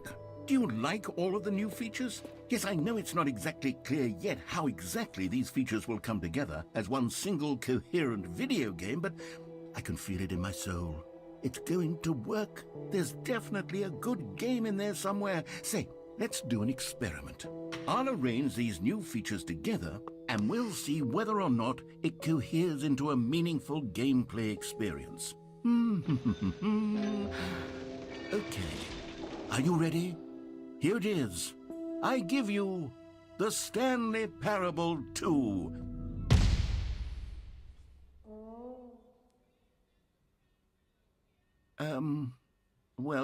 I mean, there's potential here, right? It's sort of... Okay, never mind. Hold on, let me do a different arrangement. Okay, yes, this is much better. I feel good about this. Here we go. Version 2. Who am I kidding, Stanley? This isn't a coherent video game at all. It's a lot of gags. And I do very much enjoy creating gags, but they don't add up to anything. I wanted more than anything to create a sequel that would capture all the magic of the first game. I wanted fans to love it. No matter how good these gags are, they won't stand on their own. They would need the structure and the gameplay of the original. Wait, maybe that's it. I can take the original Stanley Parable and simply, well, insert a few of my new features into it. Tastefully, of course. With respect. With care for the vision and integrity of the original game. Would it possibly work? I suppose it could. But it would need a really, really tremendous title screen. A title screen that says with bold and uncompromising conviction, "This is the Stanley Parable 2. Let me see if I can whip something up. All right, perfect. Go ahead. Take a look.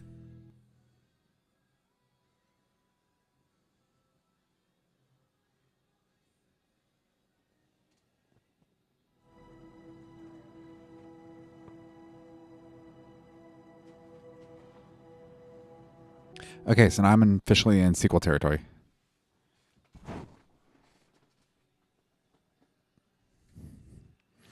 I don't remember what all you can do with the bucket.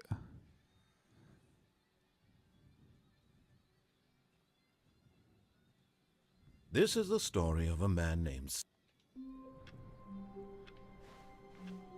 All of his co-workers were gone. What could it mean? Stanley decided to go to the meeting room. Perhaps he had simply missed a memo.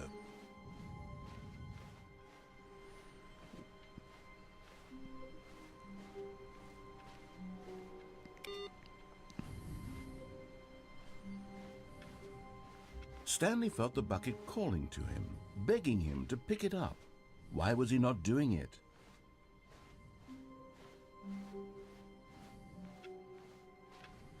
Stanley picked up the bucket. There we go. I didn't even notice it was there. Stanley clutched the bucket tightly to his chest and entered the door on his left. This was not the correct way to the meeting room, but Stanley had felt the bucket calling to him, telling him that the employee lounge was simply the place to be. And here it was. Had the bucket turned out to be correct? Was this better than the meeting room? Yes, Stanley thought to himself. Yes, perhaps it truly was. How insightful the bucket turned out to be. No, never mind. The bucket was wrong.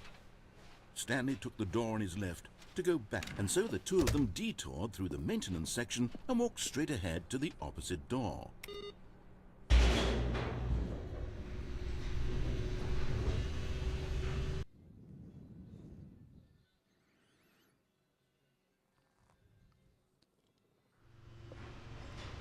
Oh, good, Stanley. I'm glad you found your way here. I knew you'd find this place eventually.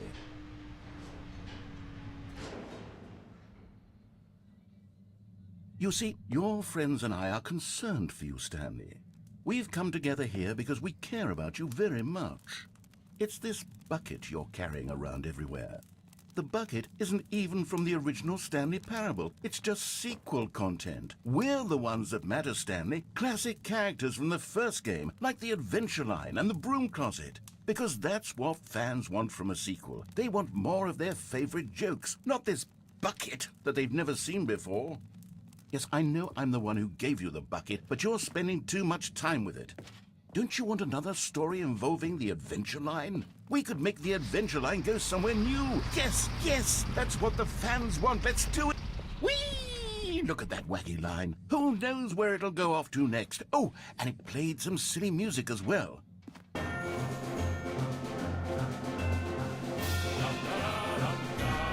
Now this is what the Stanley Parable is all about. Don't you remember all those great jokes from the original dialogue? Also, Stanley is addicted to drugs and hookers. Yes, it's as classic now as it was back then. Let's do it for the fans, Stanley. Let's give them more content exactly like this. But if we want to do that, you're going to have to give something up. Don't you get it, Stanley? We need to get rid of the bucket. That's why I'm very proud to introduce a brand new character. This is the Bucket Destroyer. I think it'll make a wonderful new addition to the rich lore of the Stanley Parable. True, it also was not in the original game, but it's such a well-fleshed-out character with so much personality that to me it already feels as though it's been part of the cast all along. Don't you agree? Can you guess what the Bucket Destroyer does? Surely you don't need me to spell it out for you. Go ahead now, Stanley. Say goodbye to the bucket, and then pop it into the machine when you're ready.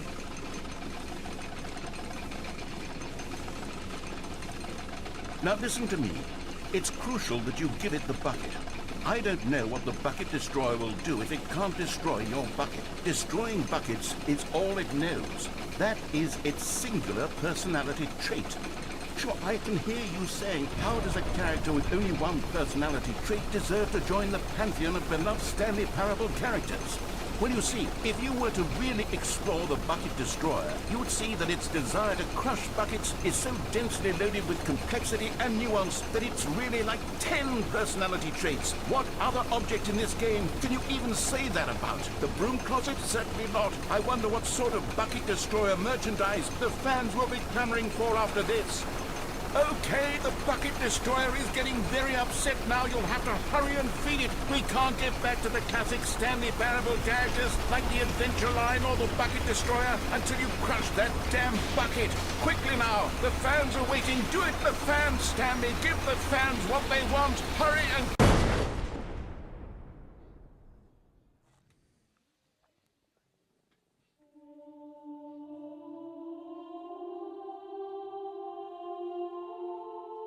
The Bucket Destroyer, my prized creation. You had so much potential. We were going to do such marvelous things with you, tell such spellbinding stories about you. All of it squandered now. Goodbye, new friend. For the moment in time that you were here, you were magnificent.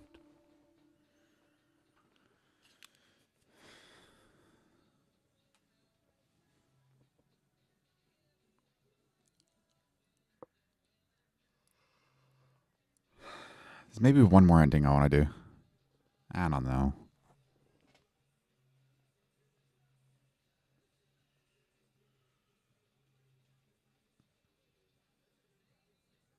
Probably not. I'm getting tired. Well, thanks for playing Stanley Parable with me. I don't remember the Ultra Deluxe content as well as like the regular content. So I'm just going in kind of blind again.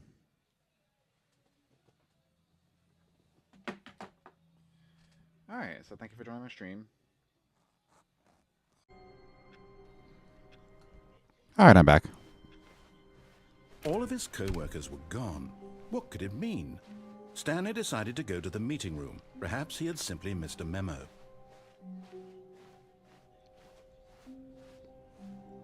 When Stanley came to a set of 2 open doors, this was not the correct way to the meeting room, and Stanley knew it perfectly well. Perhaps he wanted to stop by the employee lounge first, just to admire it. Standing now in this incredible room, Stanley for the first time understood true happiness. Then the feeling went away, and he felt sad again. Then it came back, and lingered for a minute or two. Now it's only half there. Just a kind of, tingle.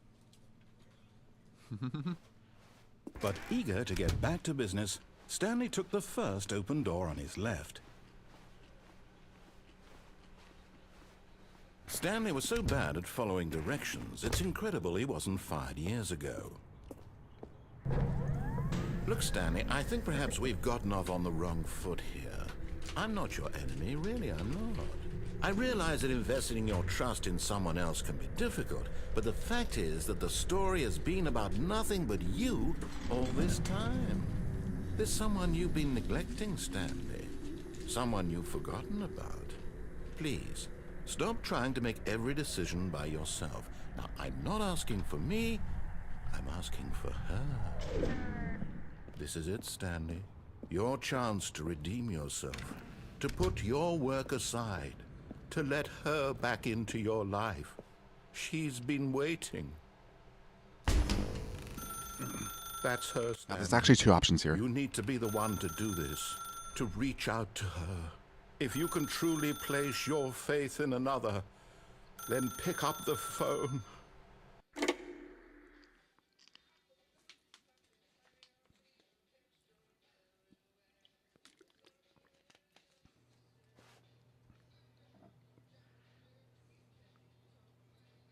Oh, Stanley, is that you?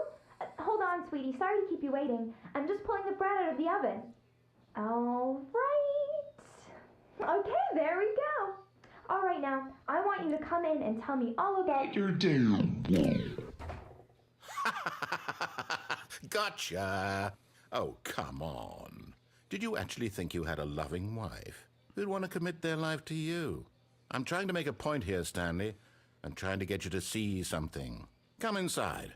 Let me show you what's really going on here. Sorry, but you're in my story now. This is a very sad story about the death of a man named Stanley. Press down on your controller. Stanley is quite a boring fellow. He has a job that demands nothing of him, and every button that he pushes is a reminder of the inconsequential nature of his existence. Look at him there, pushing buttons, doing exactly what he's told to do. Now he's pushing a button. Now he's eating lunch. Now he's going home. Now he's coming back to work. One might even feel sorry for him, except that he's chosen this life.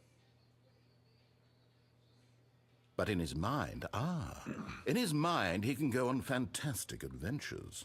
From behind his desk, Stanley dreamed of wild expeditions into the unknown, fantastic discoveries of new lands. It was wonderful, and each day that he returned to work was a reminder that none of it would ever happen to him. And so he began to fantasize about his own job. First, he imagined that one day while at work, he stepped up from his desk to realize that all of his co-workers, his boss, everyone in the building had suddenly vanished off the face of the earth. The thought excited him terribly. So he went further. He imagined that he came to two open doors and that he could go through either. At last, choice. It barely even mattered what lay behind each door.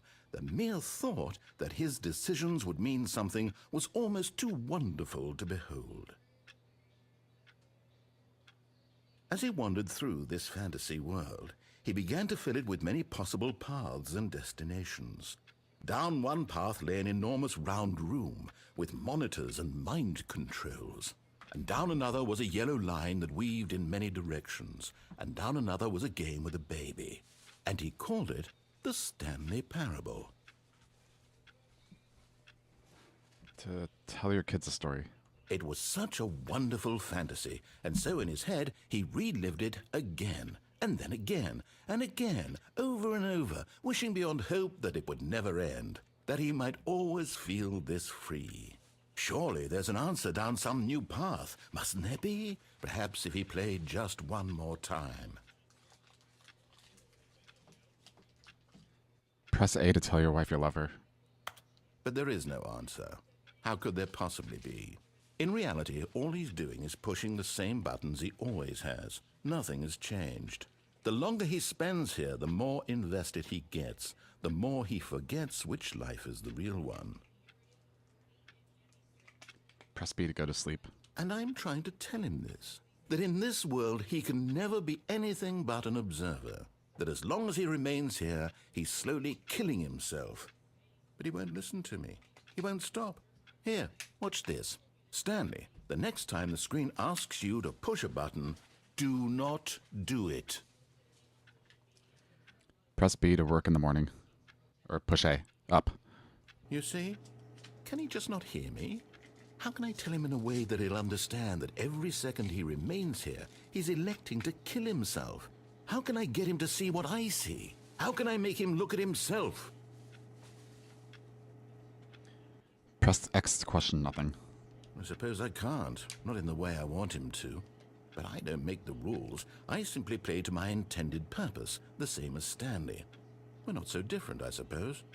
I'll try once more to convey all this to him. I'm compelled to. I must.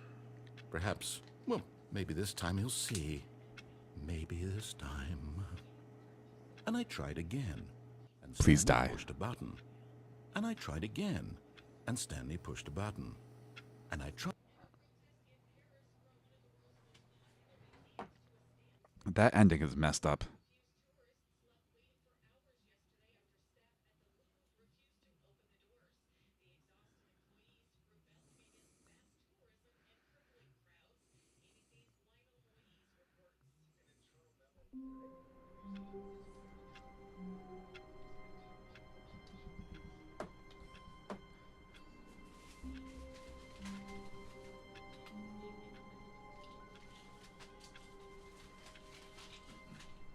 Alright, now let's do the other one.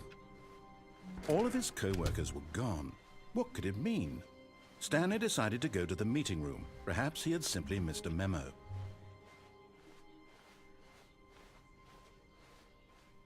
When Stanley came to a set of 2 open... This was not the correct way to the meeting room, and Stanley knew it perfectly well. Perhaps he wanted to stop by the employee lounge first, just to admire it. Stanley felt lightheaded, butterflies in his stomach, giddy in a way he had never known before. Was it this room? A connection between the two? Could a man love a room? I mean, truly, truly, deeply, madly love.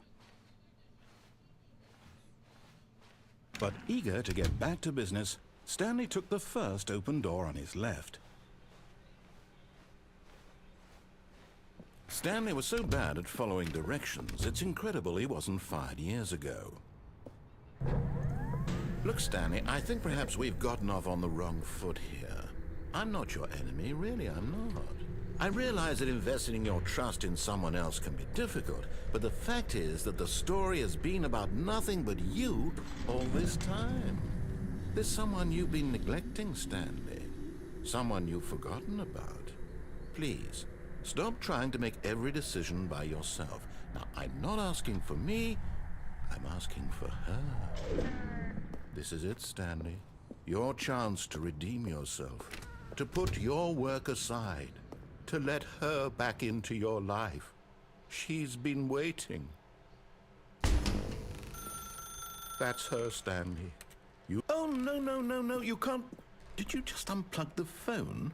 No, that wasn't supposed to be a choice. How did you do that? You actually chose incorrectly? I didn't even know that was possible. Let me double check. No, it's definitely here, clear as day. Stanley picks up the phone. He's taken to his apartment where he finds his wife, and the two pledge themselves to one another. Music comes in, fade to white, roll credits. Not picking up the phone is actually somehow an incorrect course of action. How is that even possible? None of these decisions were supposed to mean anything. I don't understand. How on earth are you making meaningful choices? What did you... Wait a second. Did I just see... No, that's not possible. I can't believe it. How had I not noticed it sooner? You're not Stanley. You're a real person. I can't believe I was so mistaken. This is why you've been able to make correct and incorrect choices. And to think I've been letting you run around in this game for so long. If you'd made any more wrong choices, you might have negated it entirely. It's as though you completely ignored even the most basic safety protocol for real-world decision-making. Or did you not grasp the severity of the situation? Well, I won't have that kind of risk on my watch. I'm going to stop the game for a moment so we can educate you properly on safe decision-making in the real world. Please observe this helpful instructional video. Choice. It's the best part of being a real person, but if used incorrectly can also be the most dangerous. For example, in this scenario, a hypothetical real person named Rupert has a choice. He could invent a machine that eliminates food shortages across the world to make life better for all people. Or he could spend years of hard work forgetting how to read. Which choice would you make? Remember that unlike here, the real world makes sense, and at no time should you make a choice that does not conform to rational logic. If you find yourself speaking with a person who does not make sense, in all likelihood, that person is not real. Allow the person to finish their thought, then provide an excuse why you cannot continue talking. Turn to a partner and practice saying, "My goodness, is it 4:30? I'm supposed to be having a back, sack, and crack." My goodness, is it 4:30? I'm supposed to be having a back sack and crack. Excellent. Making choices on a regular basis is the best part to a healthy decision-making process. Most medical professionals recommend making at least 8 choices per day. Do you make more than 8? Less? And finally, if you begin to wonder if your choices are actually meaningful and whether you'll ever make a significant contribution to the world, just remember that in the vast infiniteness of space, your thoughts and problems are materially insignificant, and the feeling should subside. At this time, your instructor will guide you in an exercise to test and reinforce the material covered in this video. Ah, welcome back. You may have oh. noticed that this room has begun to deteriorate as a result of narrative contradiction. But not to worry. Now that you're properly informed on good decision-making, we're going to revisit a choice you made just a few minutes ago and see what the correct thing to do would have been. This way, please.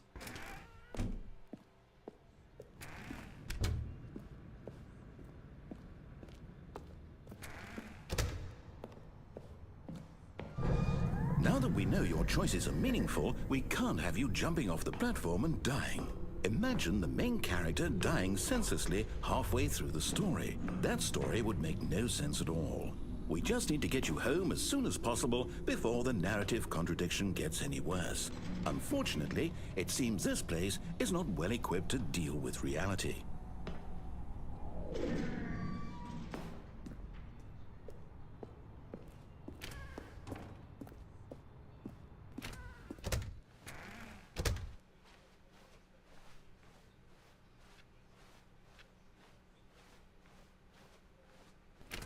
Almost there. You'll take the door on the left, back to the correct ending, the story will have resolution once again, and you'll be home free in the real world.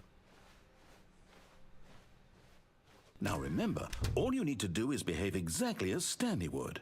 That means choosing responsibly and always putting the story first. I'm quite sure you'll be up to the task. Just follow my lead and you'll be fine. All right.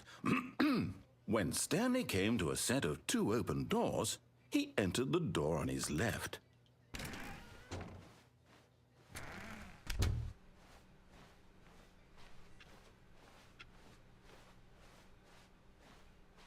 Yet there was not a single person here either. Feeling a wave of disbelief, Stanley decided to go up to his boss's office, hoping he might find an answer there.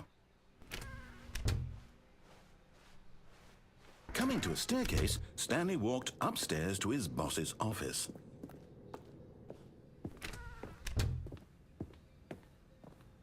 Stepping inside his manager's office, Stanley was once again stunned to discover not an indication of any human life. Shocked, unraveled, Stanley wondered in disbelief who orchestrated this, until he saw the door with a voice receiver next to it. Surely behind this door lay all the answers to his questions. And beyond all probability, he knew the passcode. He had seen it on his boss's computer just last week. Nightshark 115. Was this the code to open the door? Would it still work? There was only one way to find out. Stanley had been trained never to speak up, but now he would draw from within himself the courage to face the unknown. He drew a sharp breath and then spoke the code. Nightshark 115.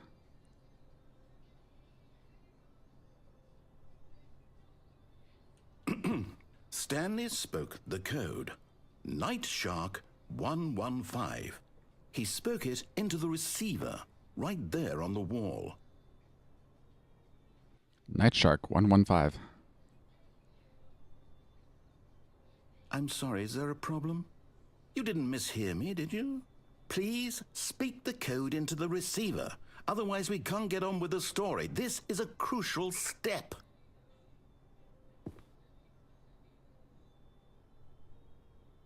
Okay, fine, you're not going to do it, but you know what? It's pretty humiliating to bring you this far, only for you to suddenly decide you have better things to do. I asked you for this one single thing, for your respect. The kind of respect Stanley shows for his choices. He knows what it means to take a story seriously. If you didn't want to see what I had to show you, then why did you come here? You had a choice, you know. You could have gone through the door on the right. You could have done whatever the hell you wanted over there. Why did you come this way? Speak. Say something to me. Explain yourself, you coward. You behave exactly as Stanley would. That means choosing responsibly and always putting the story first. I'm quite sure you'll be up to the task. Just follow my lead and you'll be fine. All right. When Stanley came to a set of 2 open doors, he entered the door on his left.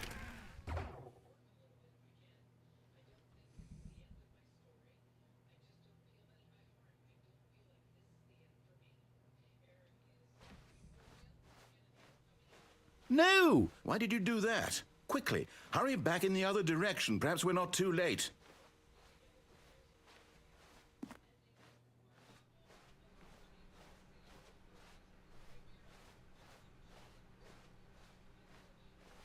Oh, it's ruined. I can't believe, after everything we talked about, that my story, you've destroyed my work. Why? For what? What did you get out of that? What did you think was so special about seeing the game undone, left here like so much garbage? It's worthless now. And what am I supposed to do? Even if there were a way to continue, would it be worth it? To know that my story is now incorrect? How can I go back to that? I can't erase that knowledge. I'll have to live with it forever, reliving its impossibility forever. I couldn't live that way. Is it better to shut the game down entirely? To willingly destroy all of my work? I don't know. What's the answer? What do I do? What do I do? What do I... No, I have to. I have to shut the game down. I have to. I have to.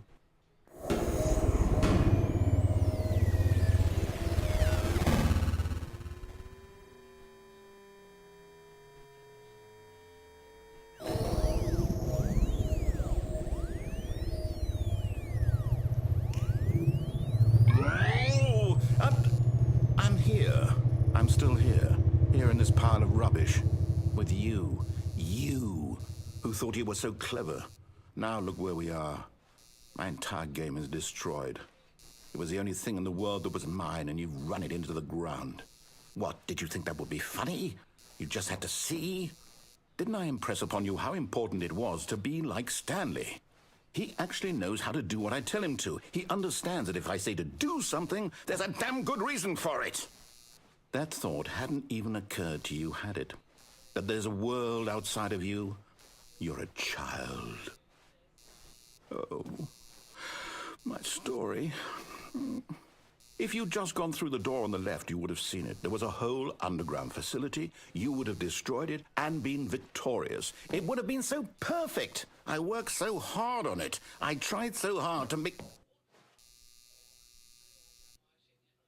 When Stanley came to a set of 2 open doors, he entered the door on his left. Stanley? Hello? Are you... Is everything okay? Stanley, please. I need you to make a choice. I need you to walk through the door. Are you listening to me? Can you hear me? Is everything all right? Stanley, this is important. The story needs you. It needs you to make a decision. It cannot exist without you. Do you understand me? Whatever choice you make is just fine. They're both correct. You cannot be wrong here. We can work together. I'll accept whatever you do. I simply need you to take that step forward, please. Choose. Do something. Anything. This is more important than you can ever know. I need this. The story needs it. So, you hear me? Are you there? Are you listening to this? Stanley, are you there? Okay. It's okay, I can wait. You need time to decide. Time to make sure your choice is correct. That is the best choice. That's all right. I'll wait for you to decide what's the right thing to do. Take as much time as you need.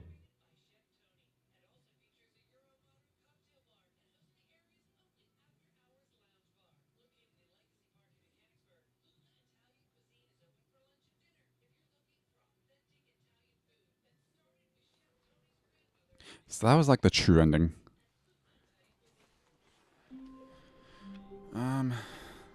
I don't know if there's anything else without the bucket I haven't done yet. All of his co-workers were gone. What could it mean? Stanley decided to go to the meeting room. Perhaps he had simply missed it. Stanley lifted the bucket into his arms, and a wave of comfort rushed over him. Stanley clutched the bucket tightly to his chest and entered the door on his left. This was not the correct way to the meeting room, but Stanley had felt the bucket calling to him, telling him that the employee lounge was simply the place to be. And here it was. Had the bucket turned out to be correct? Was this better than the meeting room? Yes, Stanley thought to himself. Yes, perhaps it truly was. How insightful the bucket turned out to be. No, never mind. The bucket was wrong. Stanley took the door on his left to go back to the meeting room. No, Said the bucket. don't go to the meeting room. Go somewhere else. The cargo lift, yes. Good, Said the bucket. now ride the lift all the way to the top. There's something up there I need you to do. Stanley did not question why or how this bucket was speaking to him. It should have alarmed him, of course, because buckets can't talk. But Stanley chose not to think about this obvious fact. He was firmly convinced that the bucket had spoken to him, and he unthinkingly did whatever the bucket asked.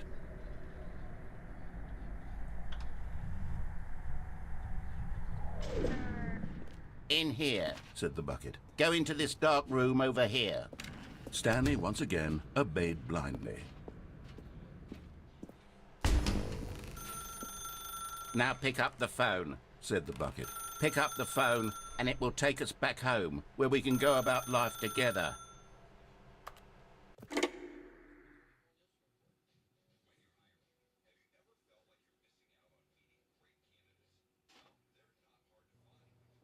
This is the sad story of a man named Stanley and his bucket. Once upon a time, I gave Stanley a bucket because I thought he was lonely and could use a friend. And then, very distressingly, he began to believe the bucket could speak to him.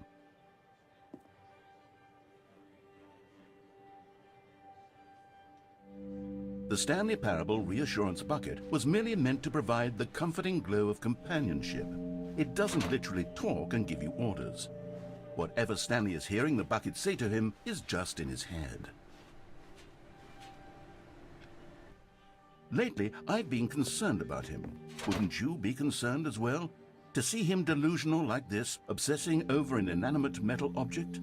I want to say something to him, but I don't know how I can convince him. I don't know if he'll listen to me. Oh, I'll try anyway. Stanley, can you hear me? Listen to me. It's just a bucket. It can't think, it can't talk. All it will ever truly do for you is effectively transfer a liquid from one location to a different location. That's it. It doesn't do anything else.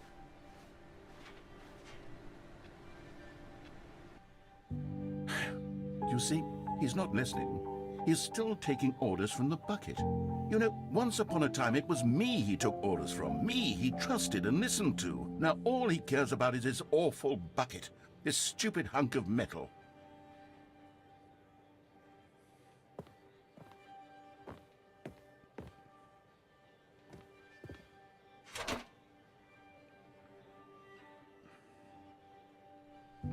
It's sad, but I suppose he doesn't need me anymore. From now on, he's just going to cling to this bucket, this cold, empty bucket, this sort of shiny bucket. Well, I'll give it this. The bucket does have a nice shine to it.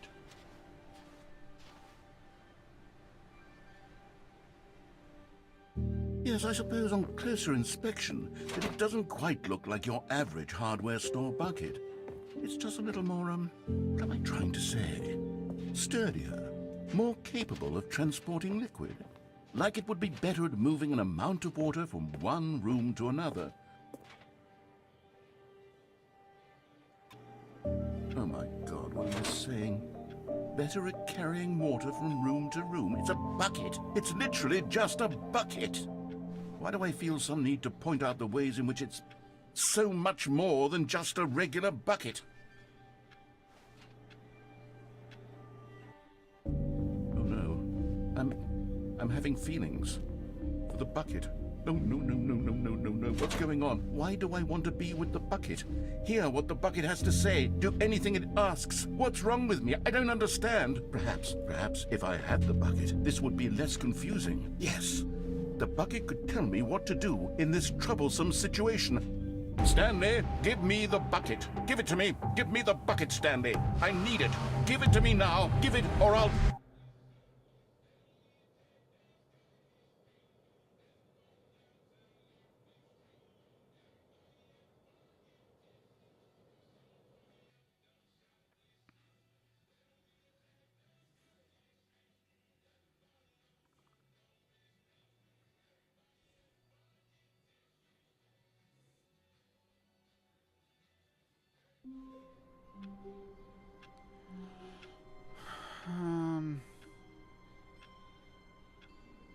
One more. Can I do one more? Someone was following Stanley. He was sure of it. If he checked over his shoulder now, he would surely catch them. It was only a matter of time. The confusion and the chaos all seemed to melt away as Stanley embraced the bucket. Stanley clutched the bucket tightly to his chest and entered the door on his left.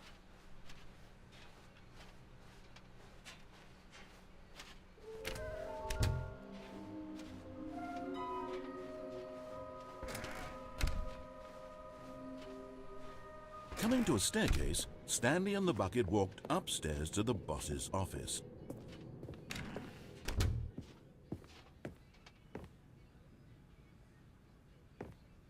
Stepping into his manager's office, Stanley was once again stunned to discover not an indication of any human life.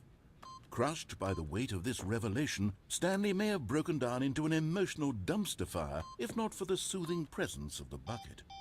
Even now, in his darkest of hours, did the bucket's warmth and guiding light pierce the dark clouds of confusion and chaos. It would be with him always. The bucket would, and he knew it.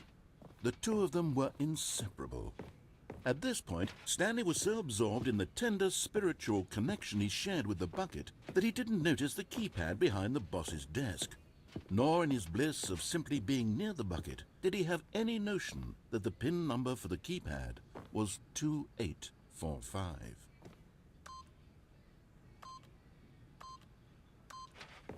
But Stanley guessed the correct code by sheer luck. Was it that the bucket knew all along? Was the bucket guiding him? Yes, this is certainly the most logical explanation.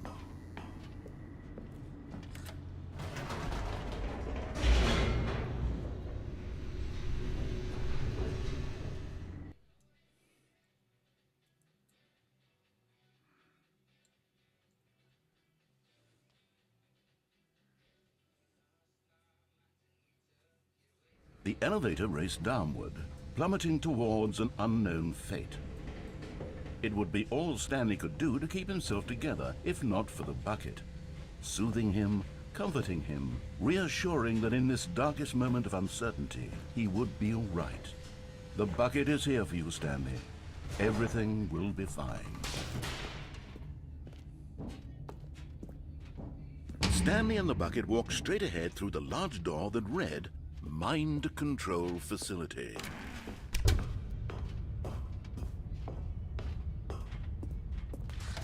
The lights rose on an enormous room packed with television screens. What horrible secret did this place hold? Stanley and the bucket both wondered to themselves.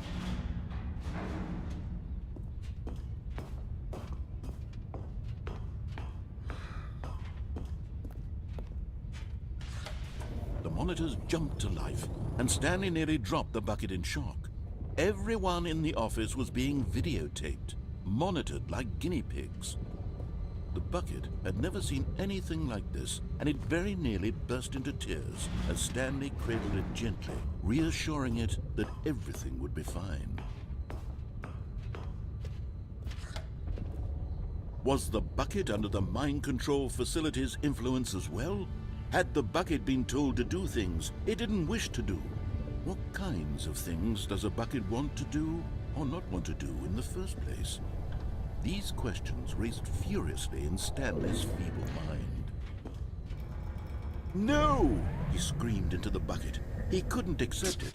His own life in someone else's control, never! He squeezed the bucket tighter. His one friend in the entire world. At this point, he could trust no one except for the bucket.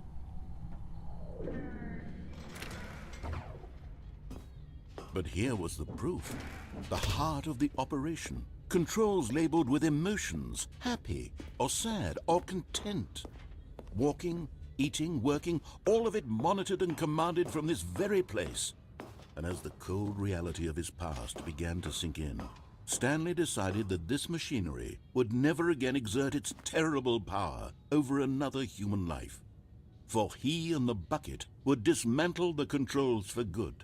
Two best friends, Stanley and the bucket, up against the world. They high-fived in a really cool way, and the bucket made a sassy comment about taking down the system.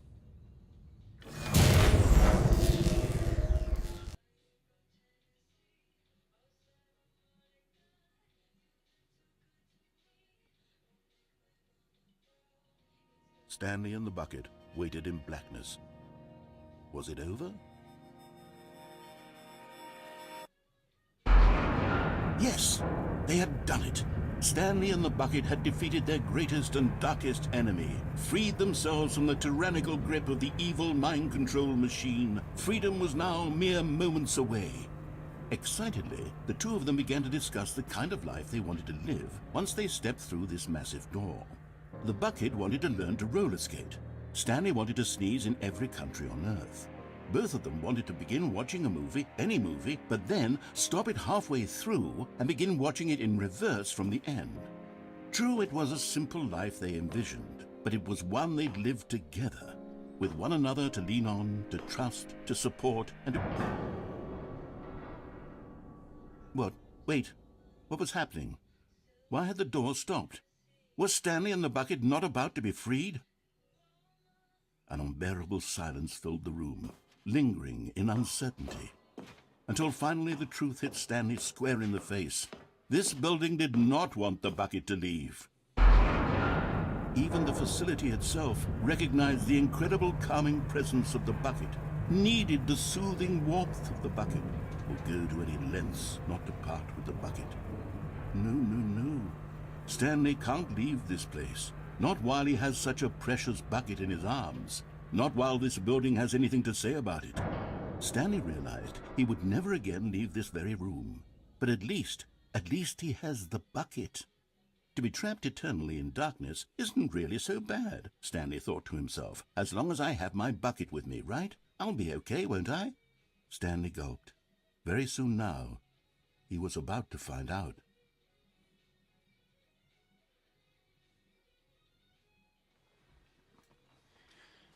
All right, that's about all I have time for. I want to do the other option, but I can do that in another stream.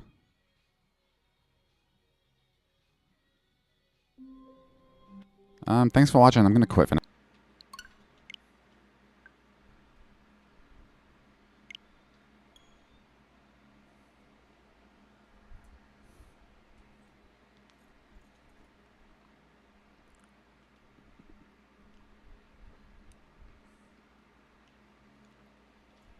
Sorry, I'm not talking much. It's not really much to say. Just at my mom's house, trying to get comfortable. I've been sleeping, so that's good.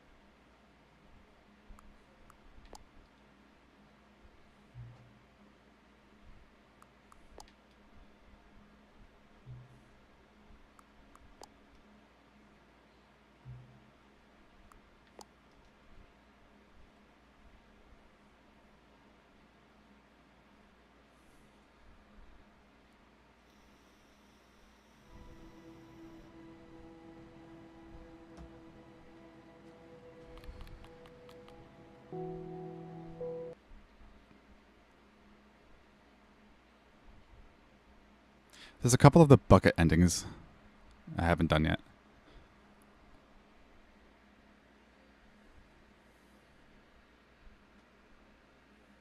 This is the story of a man named Stanley.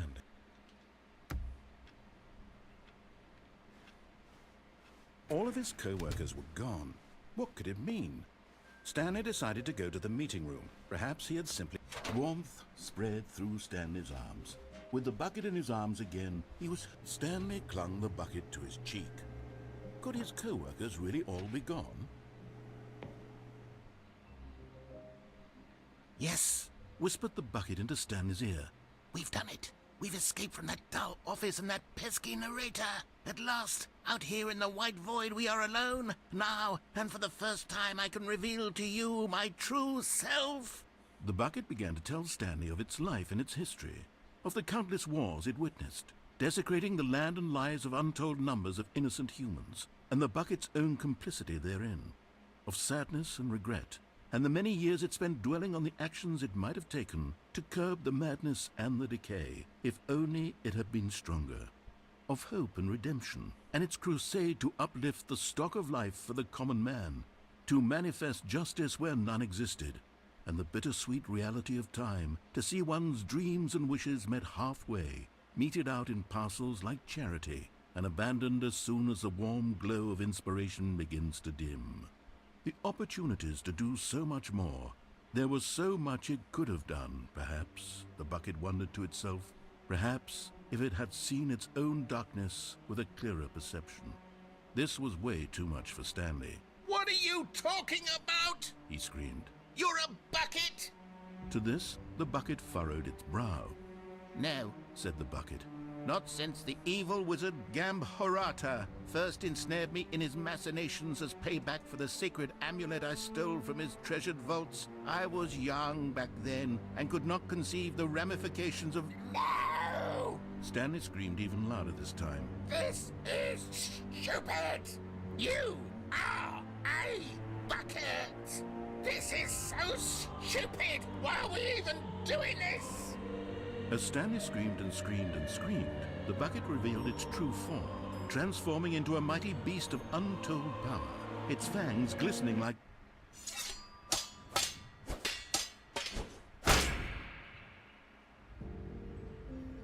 My God, Stanley, you did it. You saved us from the bucket. Thank God you already had all 12 emblems of sages and knew the incantations to summon their true power.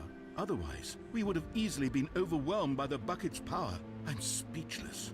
You've demonstrated such bravery here today. Come, let's restart the game, and we'll agree to never again go trifling with this bucket, nor the dark magic cast away inside of it.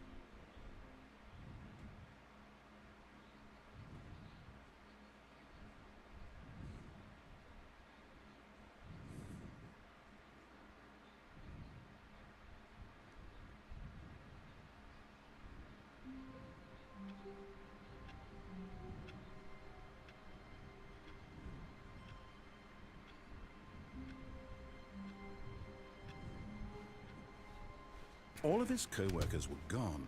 What could it mean? Stanley decided to go to the meeting room. Perhaps he had simply missed a... Stanley picked up the bucket and smiled. He'd never be alone again, not truly alone, not with the bucket around. Stanley clutched the bucket tightly to his chest and entered the door on his left.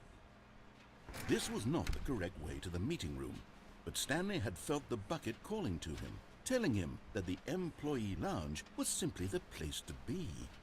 And here it was. Had the bucket turned out to be correct? Was this better than the... No, never mind. The bucket was wrong. Stanley took the door on his left to go back to the meeting room. No, Said the bucket. don't go to the meeting room. Go somewhere else. The cargo lift, yes. Go there. Go to the car. Good. Said the bucket. Now ride the lift all the way to the top. There's something up there I need you to do. Stanley did not question why or how this bucket was speaking to him. It should have alarmed him, of course, because buckets can't talk. But Stanley chose not to think about this obvious fact. He was firmly convinced that the bucket had spoken to him, and he unthinkingly did whatever the bucket asked.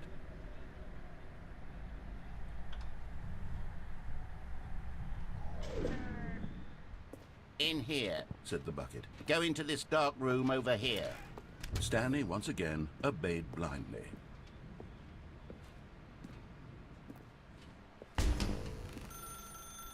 Now pick up the phone. Whoa, hold on. Why did you unplug the phone? Were you trying to resist the bucket's orders? Stanley, I was joking.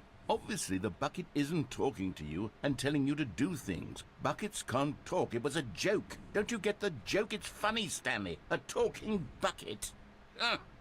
Can't you see? Oh, goodness. I must have really bungled up the delivery if you actually took me seriously. Where did I mess up the joke? Should I have paused for longer or spoken quicker? Comedic timing is so difficult. I wish I were better at it. But there isn't exactly an instructional video on comedy that one can watch to fully... Oh, wait, yes, there is. It's sitting right here. Let's take a look. What is comedic timing? What is comedic timing? How does it work? How long should it last? How can it be used to effectively silence your political enemies? And more importantly, can it be taught in its entirety within 90 seconds? Thankfully, the answer to all of these questions is yes. Let's dive deeper. If you've ever told a joke or made someone laugh, in all likelihood, you did it while standing 50 to 80 centimeters from them in a room of no more than 76 degrees Fahrenheit, with one of your arms raised straight upward at a 15-degree angle from your body. These are the optimal conditions for good comedic timing. To begin the joke, start by stating and spelling your name. Next, provide a brief synopsis of the joke, including the specific times at which the recipient of the joke will laugh, and then spell out your name a second time. With these steps complete, it's time to begin the humor. Speak the entire joke in no more than 18 seconds and no less than 13 and a half, pausing only for bathroom breaks when necessary. When the joke has concluded, it is customary to inform your listener that the joke is over by declaring in your loudest possible voice, "I'm Dunny with the funny." Let's practice screaming, "I'm Dunny with the funny" now.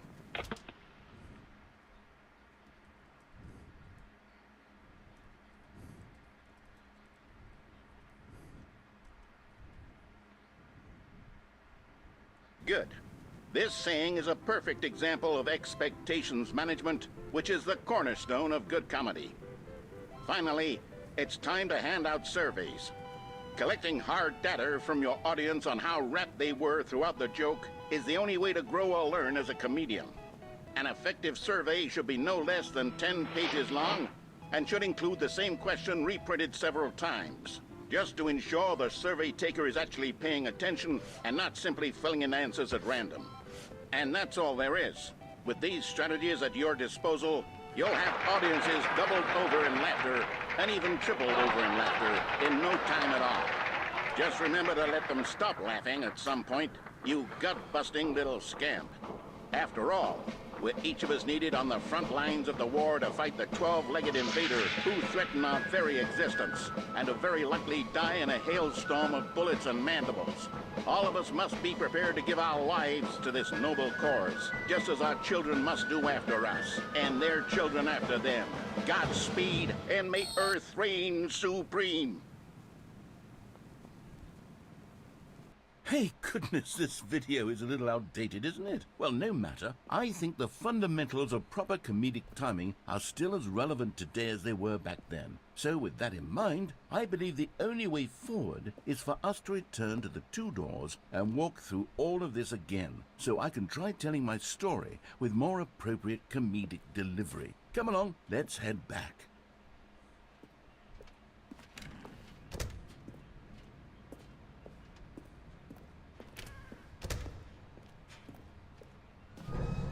I can feel it. This time, I'm really going to nail the delivery. You'll be in stitches. A talking bucket, you'll say? How ridiculous. How absurd. What a hilarious concept. The king of comedy. That's what you'll call me. Thank goodness we have the instructional video. Otherwise, who knows where we'd be right now. Well, I wouldn't be the king of comedy, that's for sure. The bucket spoke to Stanley. The bucket spoke. The bucket spoke. Oh, I'll figure it out on the fly. No need to overthink things.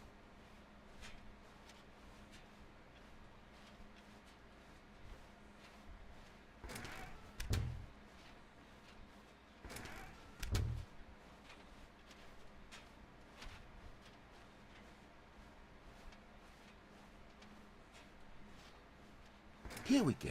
You ready? When Stanley and the bucket came to a set of 2 open doors, they entered the door on the left. No. You were supposed to go through the door on the right, leading back to the phone.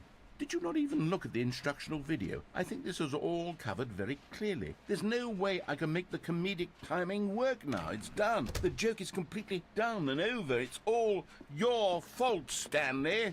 I'm going to be ridiculed in the community of other joke writers. I'm going to be shamed at every one of our meetings from now on. All because you couldn't watch a simple video and take a hint. Are you proud of yourself for bringing me down, Stanley? Are you proud? Here we go. You ready?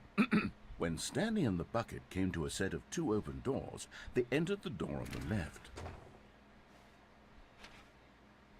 No. You were supposed to go through the door on the right, leading back.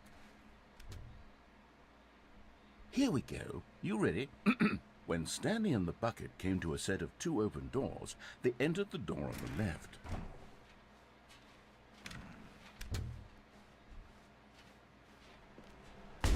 What? We're back at the phone already? No. What's going on? There were supposed to be several rooms leading up to this. There was supposed to be a build-up to this point, a dramatic display of remarkable comedic wit which culminates in this scene with the phone. But now the timing's completely off. The joke will never land, or not the way it was meant to. And it's all my fault. I must have forgotten that the phone room comes immediately after the 2 doors room. What an egregious mistake. I've made a fool of myself. I don't deserve the title of King of Comedy. I'm nothing. I'm not even the lowliest joke-telling whelp.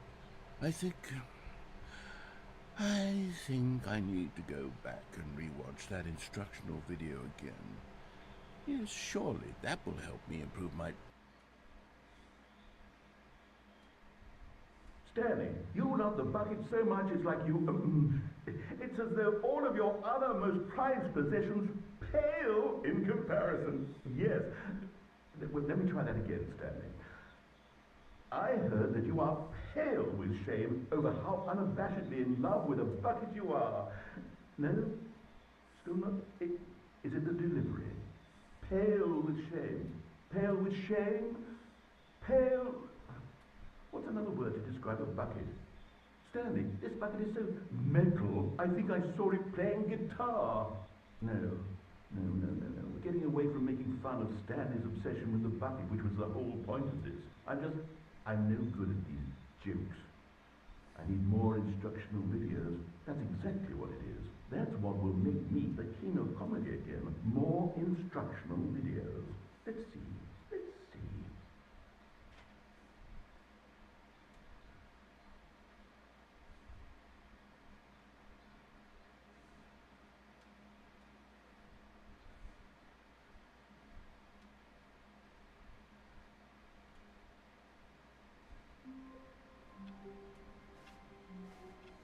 All of his co-workers were gone. What could it mean? Stanley decided to go to the meeting room. Perhaps he had... The good old bucket. Just Stanley and the bucket. Off on another thrilling adventure together.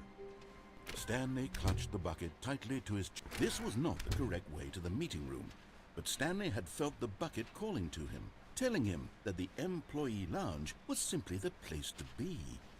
And here it was. Had the bucket turned out to be correct? Was this better than the... No, never mind. The bucket was wrong. Stanley took the door on his left to go back to the meeting room. No, said the bucket. Don't go to the meeting room. Go somewhere else. The cargo lift. Good, said the bucket. Now ride the lift all the way to the top. There's something up there I need you to do. Stanley did not question why or how this bucket was speaking to him. It should have alarmed him, of course, because buckets can't talk. But Stanley chose not to think about this obvious fact. He was firmly convinced that the bucket had spoken to him, and he unthinkingly did whatever the bucket asked.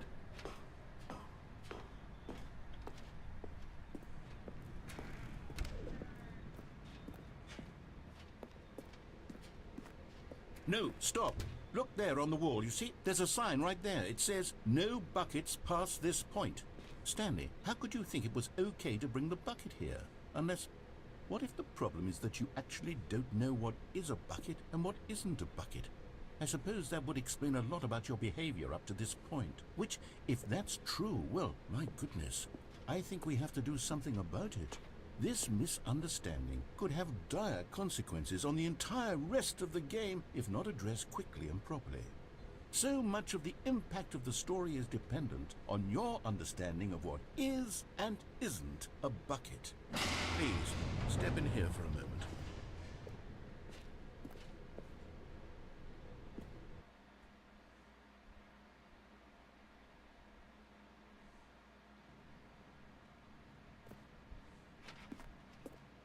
Now then, I'm going to run you through some test scenarios, and you'll tell me whether or not the thing I'm showing you is a bucket.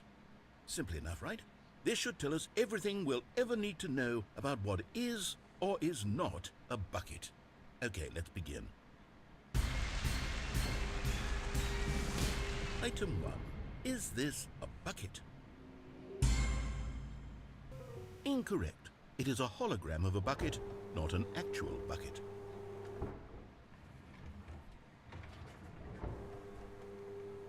Item 2. Is this a bucket?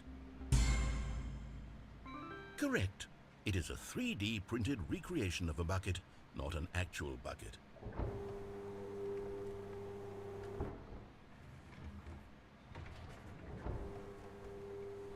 Item 3. Is this a bucket? Correct.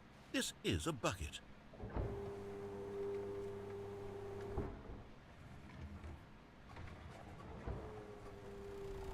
Item 4. Is this a bucket? What? Are you hallucinating? This is a tractor. It's an enormous machine that tills the earth. I thought this was a gimmick. How on earth did you manage to screw it up? Absolutely incredible. Let's just move on to the next one.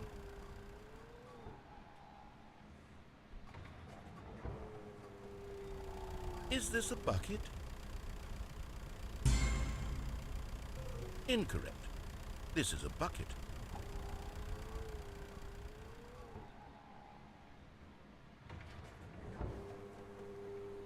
Item 6.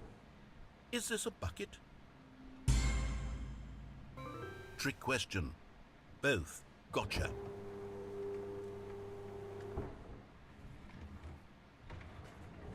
Item...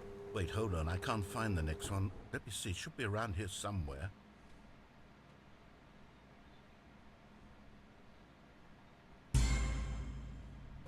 Okay, you and I both know there isn't anything here. And I don't appreciate the implication that nothing is a bucket when we both clearly know that a bucket is something, and therefore nothing could possibly be something. Unless, in your twisted mind, have you somehow convinced yourself that a bucket is nothing? Answer me straight, Stanley. Do you believe that nothing is a bucket? You know what? I'm too confused to even sort it out. I've lost all sense of perspective. What is a bucket? What isn't a bucket? Mere moments ago I could answer these questions with confidence. And yet now I'm somewhat adrift. Do any of us know what a bucket is? Am I a bucket? Stanley, I can't keep doing this. I'm losing myself, and myself was all I ever had to begin with. I'm afraid the bucket is threatening to tear our relationship apart. I can't have that. I'm sorry. But I'm going to erase all buckets from the game entirely. Okay, here we go.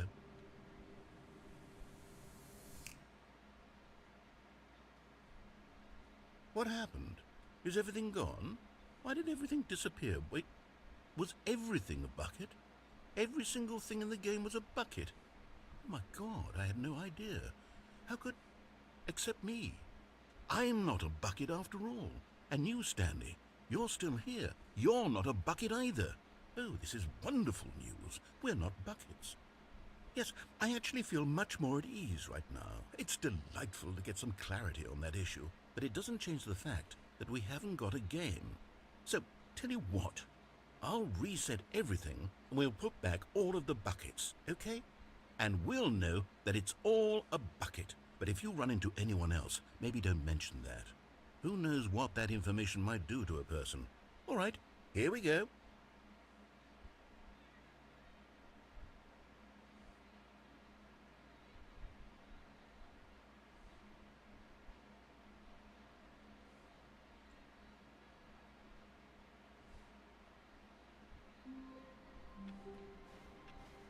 All of his co-workers were gone.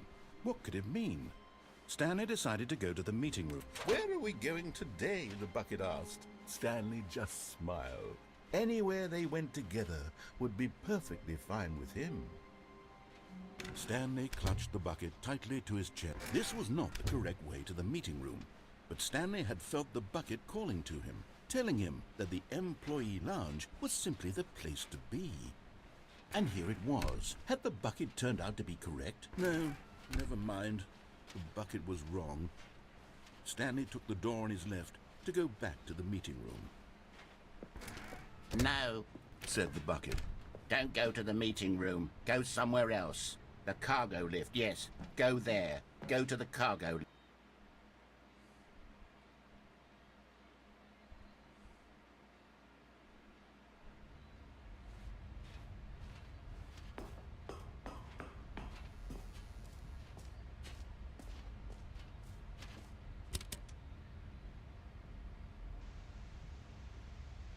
Okay, this is day number 295. Tape number... I don't even know.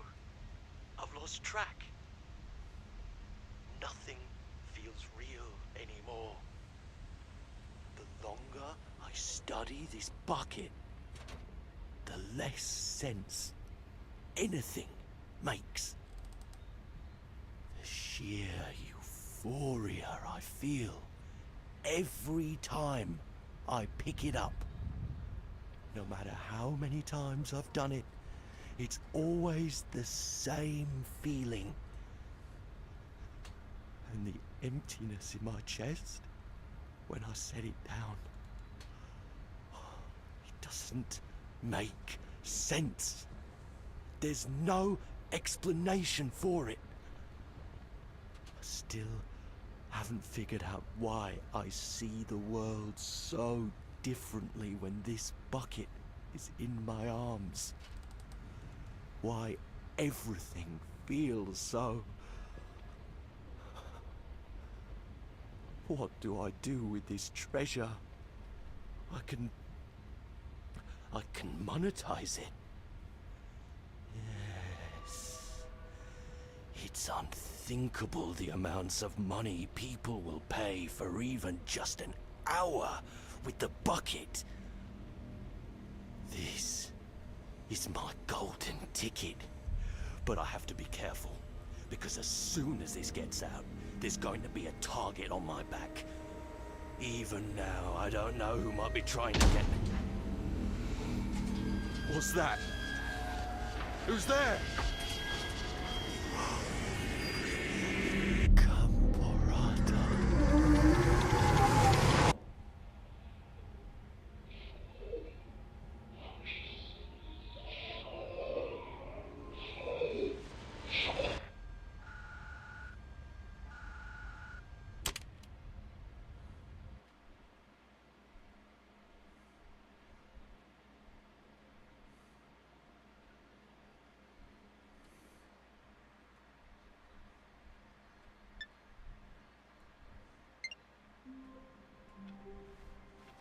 Already this was uncomfortable, and Stanley decided that as soon as he found a new space he felt safe in, that he would never leave it again in his life.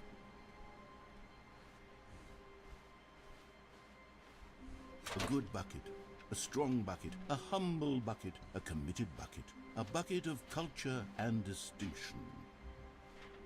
Stanley clutched the bucket tightly to his chest and entered the door on his left.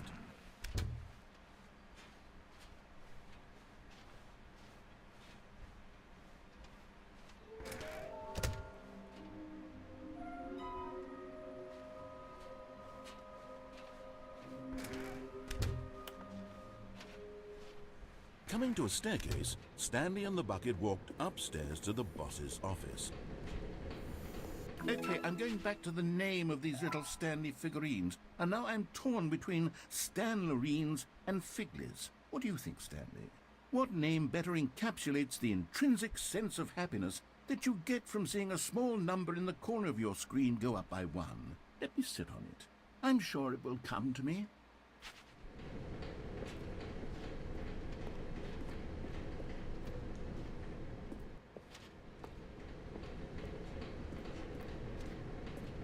But Stanley just couldn't do it.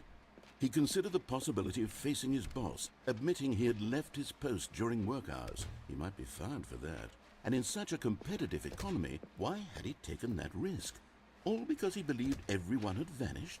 His boss would think he was crazy. And then, something occurred to Stanley. Maybe, he thought to himself, maybe I am crazy. He looked down at the bucket in his arms. Am I crazy? He asked the bucket. The bucket returned his gaze, but said nothing at all. That's strange, Stanley thought. Usually the bucket is a source of guidance and wisdom for me in difficult times such as these. He held the bucket close, yet felt none of its familiar reassurance and comfort. And that's when Stanley realized, this isn't my bucket. It's just a normal, everyday bucket. Someone else's bucket, perhaps. How did I end up with someone else's bucket? This is all terribly wrong. Surely no good would come from this. Who knows what sorts of bizarre hallucinations Stanley might experience without the psychologically grounding presence of his bucket. And indeed, now he noticed that the rooms were repeating, which was, of course, very odd. And now he felt himself floating off the ground. Oh, gracious, he exclaimed. Without my bucket, I've gone truly mad. Where is it? I must find it. Far off in the distance now, he heard it, calling to him. Stanley! Stanley, it's me, the bucket. Could it truly be? He rushed forward from room to room, passing by one bucket after the next. None of them were his. None of them were his special bucket. Come to me, Stanley. Find me. He had to find the bucket. He had to return to his old friend. It was the only way to truly restore his sanity. And then suddenly, he froze dead in his tracks. He knew where the voice of the bucket had been coming from. The real bucket was inside of him all along. It was incredibly painful. Stanley doubled over in agony and blacked out.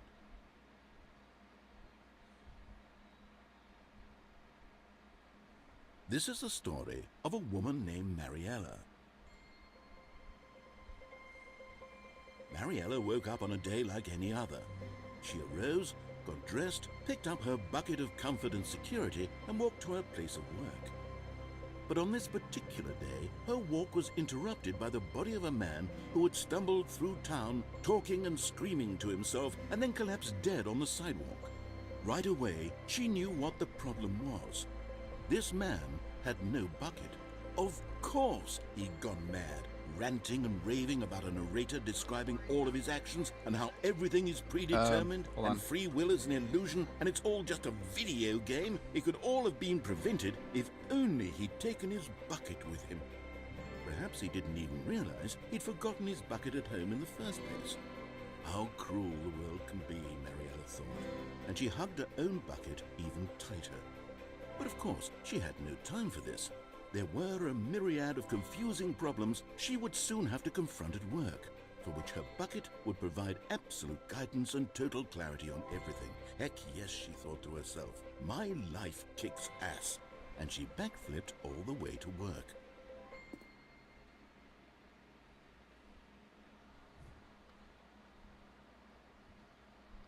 There's one I really want to do. I think I only have one option left.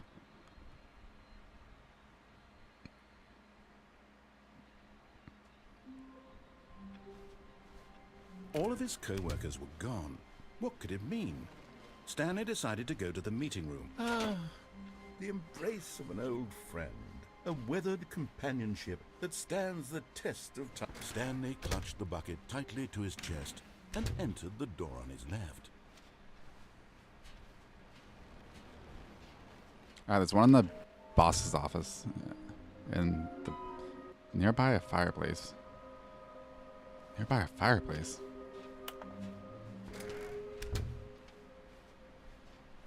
Coming to a staircase, Stanley and the bucket walked upstairs to the boss's office.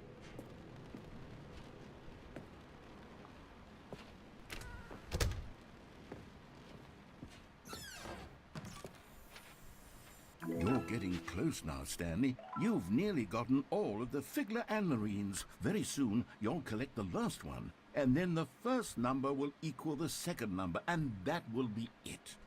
We'll be different people by then. Different in the sense that we used to have none of them, and now we have them all. You can't go back to when you had no Figler and Marines. None of us can. Because the boss knows that what the boss says goes. If the bosses suffered losses, then that's what the boss chooses. Can't read it. There should be the memory zone. You can get back to the memory zone from here.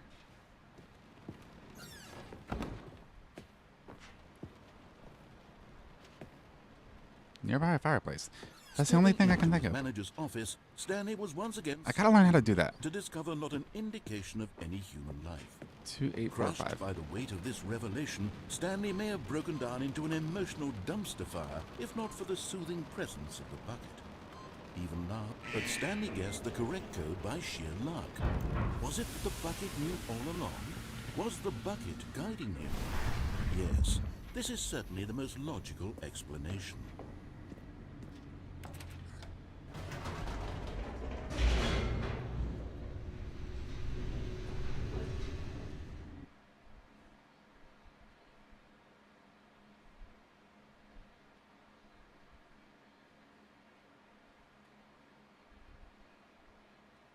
I have Portal. The elevator raced downward, plummeting towards an unknown fate.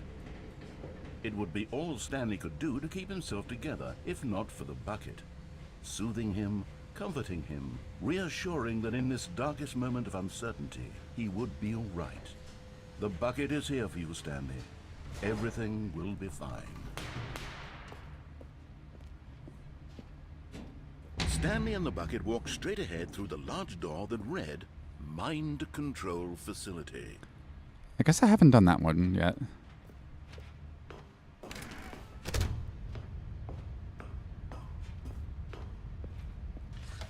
The lights rose on an enormous room packed with television screens. What horrible secret did this place hold? Stanley and the bucket both wondered to themselves.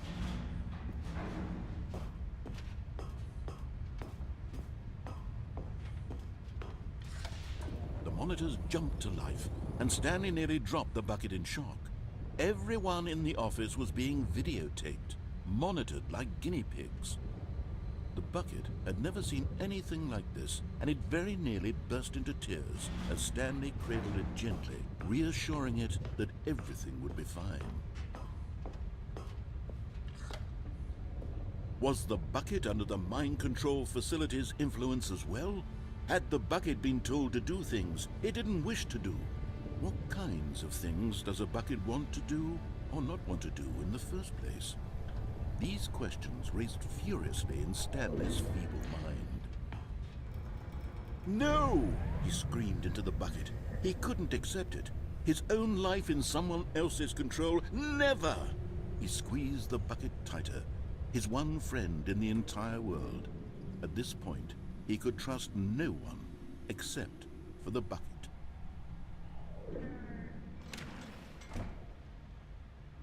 But here was the proof. The heart of the operation. Controls labeled with emotions, happy or sad or content. Walking, eating, working, all of it monitored and commanded from this very place. And as the cold reality of his past began to sink in, Stanley decided that this... But at the last second, the bucket jumped in and pressed the button to turn on the controls. Stanley gasped in horror. Had this been the bucket's plan all along? To take over the machine and claim the power for itself? How could the bucket have betrayed him like this? Stanley was prepared to throw the bucket away in disgust when suddenly an image appeared upon the enormous screen. Birds. Silly, silly birds. The control buttons became active again.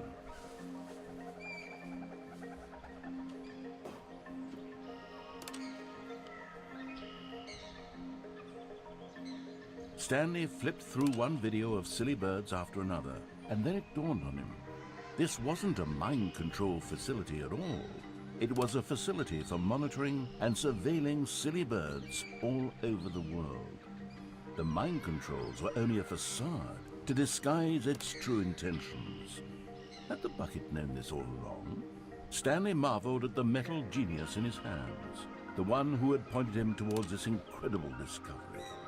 Stanley and the bucket never found freedom because they spent the rest of their lives here in this place, flipping through live streams of the silliest birds imaginable. Of all the possible paths his life could have taken, this one was surely the best. And Stanley was happy.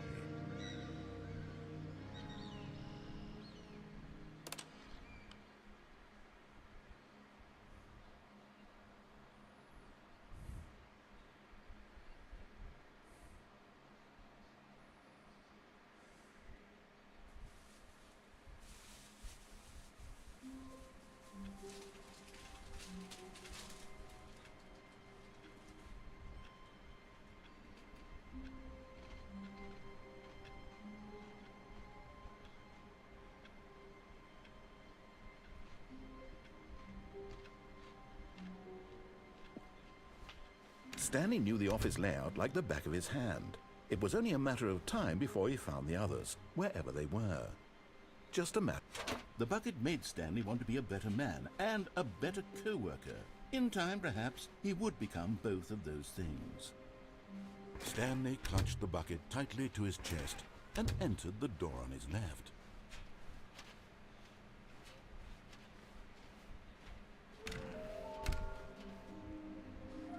I don't know where the nearby the fireplace is.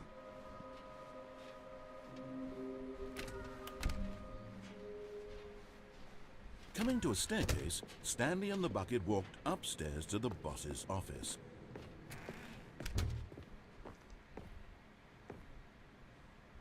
Stepping into his manager's office, Stanley was once again stunned.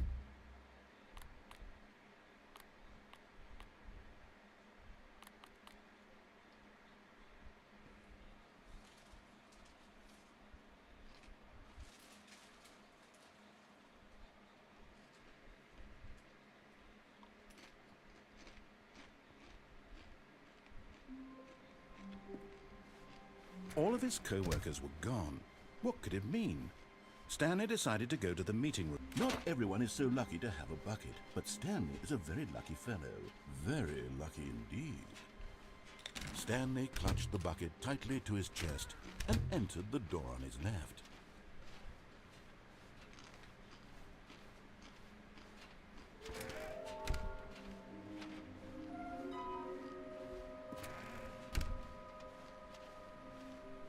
Coming to a staircase, Stanley and the bucket walked upstairs to the boss's office.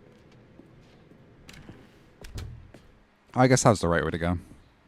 Alright, never mind. Stepping into his manager's office, Stanley was once again stunned to discover not an indication of any human life.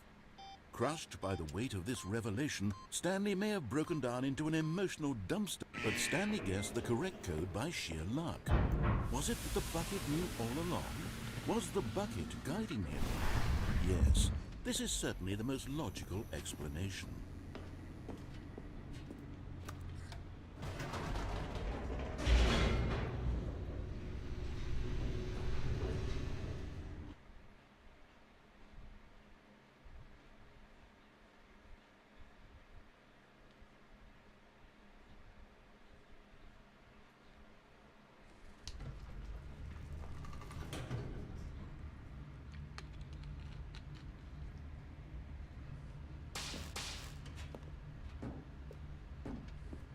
Stanley and the bucket walked straight ahead through the large door that read, Mind Control Facility. Although this passageway had the word escape written on it, the truth was that at the end of this hall, Stanley and the bucket would both meet a violent death. The door behind them was not shut. Stanley and the bucket still had every opportunity to turn around and get back on track. At this point, Stanley and the bucket were knowingly walking forward into a very painful death for each of them.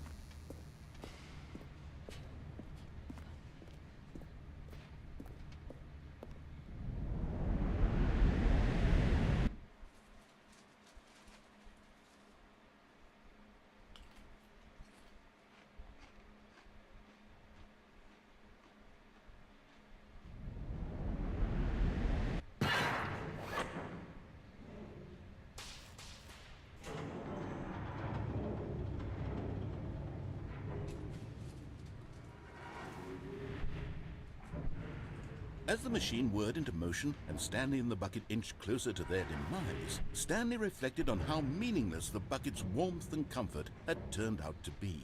To be sure, it puts the mind and the soul at ease to embrace the bucket, but what use is a sense of ease when you're about to be crushed to death? This is what Stanley thought to himself, and he sort of kicked himself for wasting so much time carrying a bucket everywhere. Farewell, Stanley.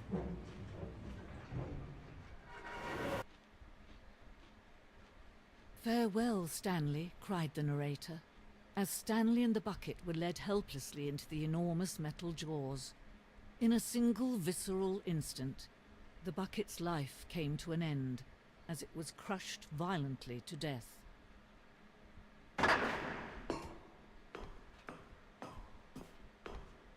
It was a shame, the death of such a magnificent bucket.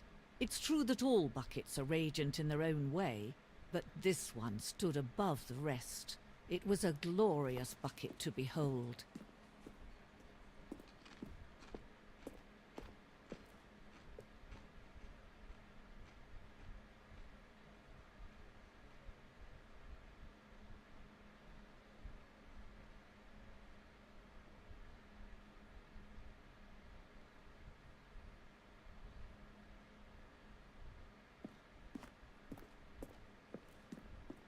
Can you see how arrogant it was for Stanley to take a bucket like this and to claim it for his own? Can you see the hubris that blinded him? Can you see that the bucket is far more noble than Stanley will ever be in his short life?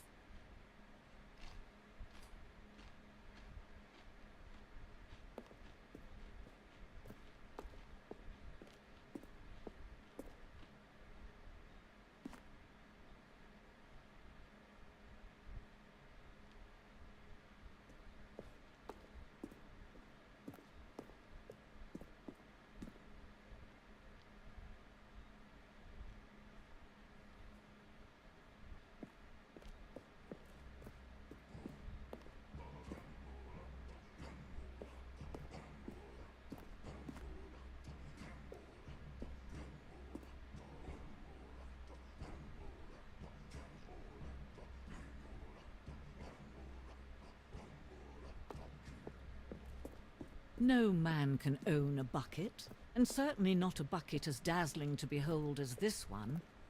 It is man who should kneel before the bucket.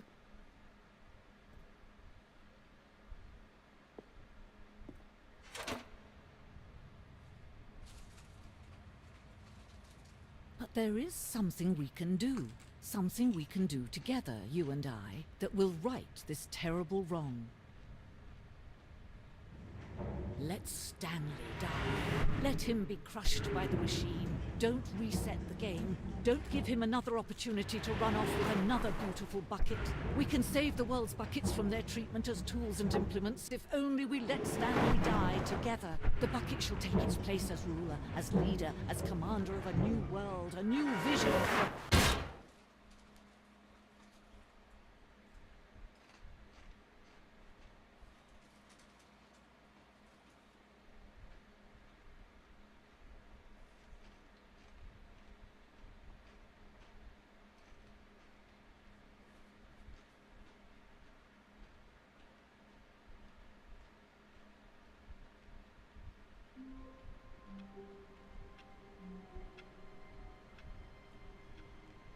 think I did all the endings. All of his co-workers were gone. What could it mean? Stanley decided I did to all go the to normal meeting room. ones. Perhaps he had simply missed And then a I did memo. all the bucket ones. So I think I beat the game. Cool. I also No want to try to matter find how out the hard computer Stanley monitors. looked, he couldn't find a trace of his co-workers.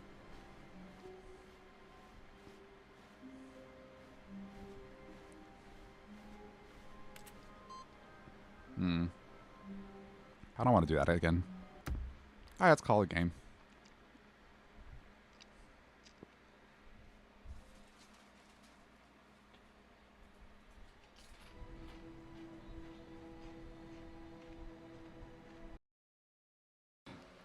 Test the microphone. Yeah, that's good. So I realized there are a couple things in Stanley Parable I hadn't done yet.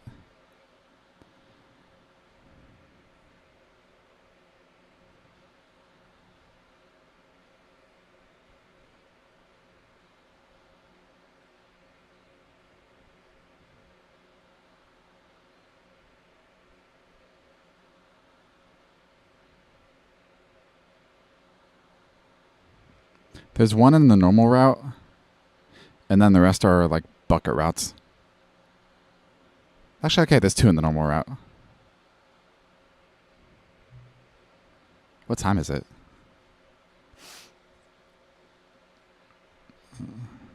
Does anyone really truly know?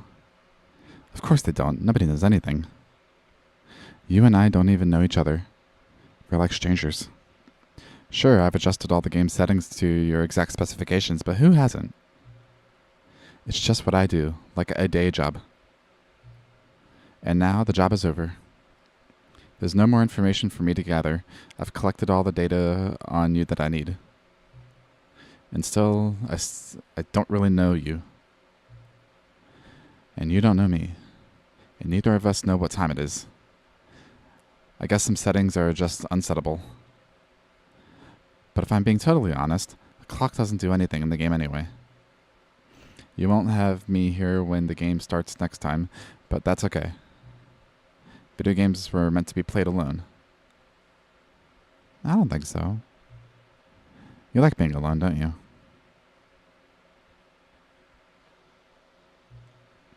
That's maybe the only information I really learned about you.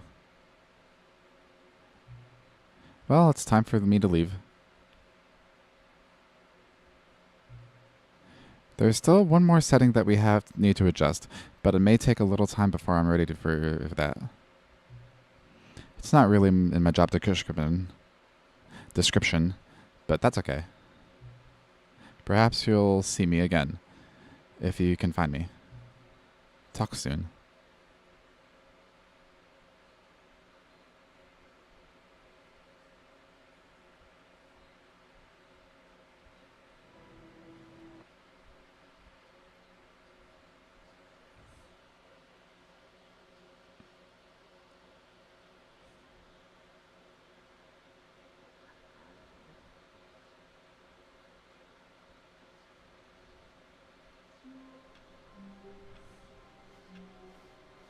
All of his co-workers were gone. What could it mean?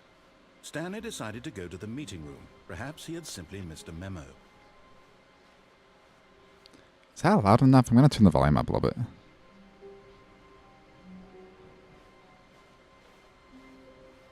When Stanley came to a set of two open doors, That's he better. entered the door on his left.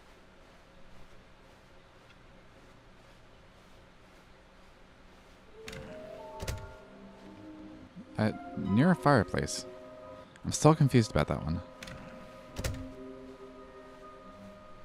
Coming to a staircase, Stanley walked upstairs to his boss's office. Alright.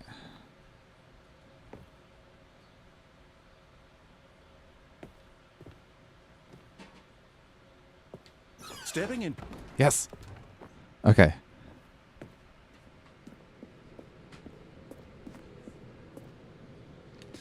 What's up? Yeah, I did.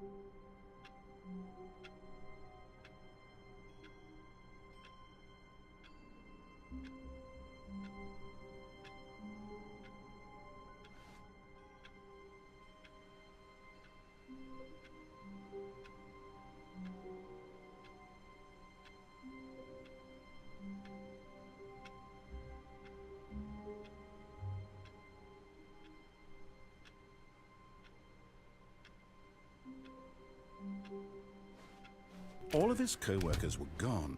What could it mean? Stanley decided to go to the meeting room. Perhaps he had simply missed a memo.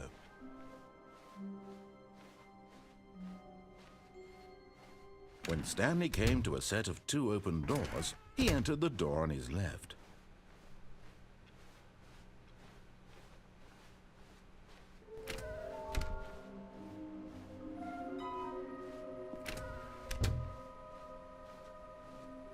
Coming to a staircase, Stanley walked upstairs to his boss's office.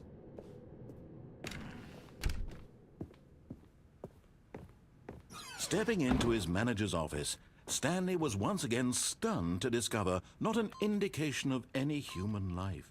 What could it mean? Stanley was in such a rush to get through the story as quickly as possible, he didn't even have a single minute to just let the narrator talk. That kind of anxiety isn't healthy. So he relaxed for a few moments with some calming New Age music.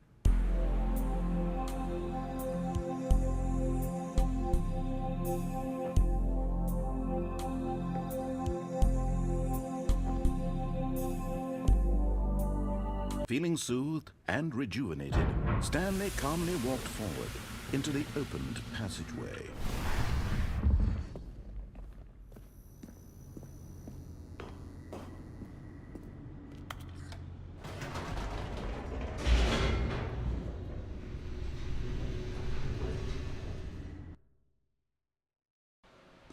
I haven't done the explosion ending yet, so I'll do that next. But there is something with the elevator you can do, and I think it's fun. And there's 2 variants too. Deeper into the building, Stanley realized he felt a bit peculiar. It was a stirring of emotion in his chest, as though he felt more free to think for himself, to question the nature of his job. Why did he feel this now, when for years it had never occurred to him? This question would not go unanswered for long. Stanley walked straight ahead through the large door that read Mind Control Facility.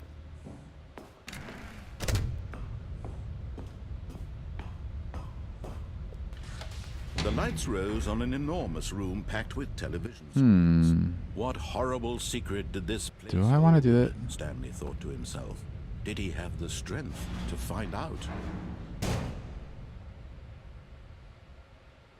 Aha! You've made it to the bottom of the mind control facility. Welcome! You see, back when the Stanley Parable first launched in 2013, getting to the bottom of the mind control facility was a bug that we simply didn't catch during development. Anyway, when it came time to update the game, we knew that we had to do something about this little goof of ours, so here you go. New content. You can call it the bottom of the mind control room ending, if that enhances your perception of the value of these updates. Isn't that what you crave? New content? Always more content, more, more. And I'm here to give it to you. I'm here to make it seem like we really covered every nook and cranny of the game, with secrets and Easter eggs. How about this? We wrote a new piece of music just for this section. You won't hear it anywhere else in the game. It's a secret that's just for you. That's how special you are. We call this track, Good Job You've Made It to the Bottom of the Mind Control Facility. Well done.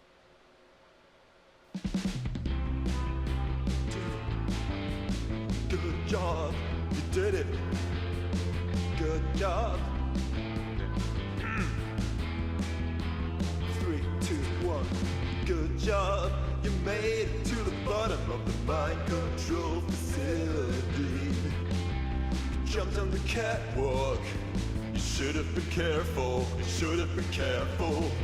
It used to be a bug, but now it's an ending. Now it's an ending. I believe in you. I believe in your ability to cross this barrier and chase your dreams.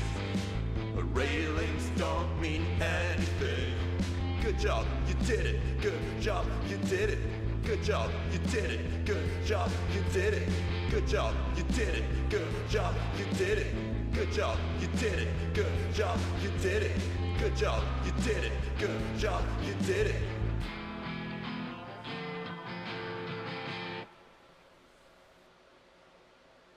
Oh, okay.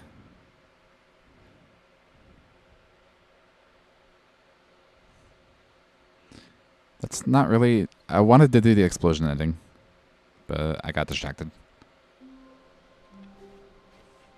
All of his co-workers were gone. What could it mean? Stanley decided to go to the meeting room. Perhaps he had simply missed a memo.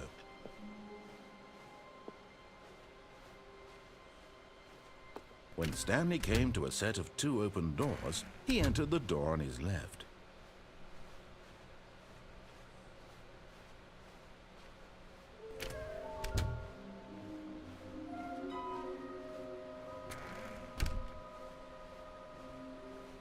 Coming to a staircase, Stanley walked upstairs to his boss's office.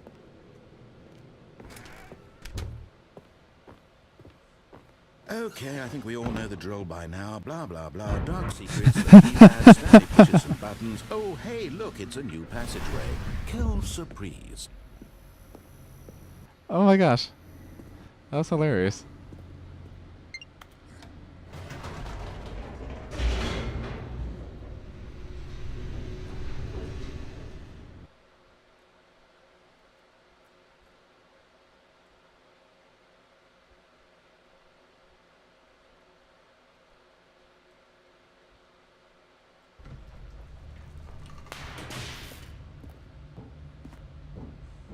Stanley walked straight ahead through the large door that read Mind Control Facility.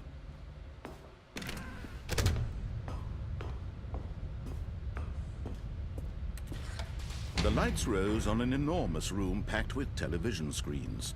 What horrible secret did this place hold? Stanley thought to himself. Did he have the strength to find out?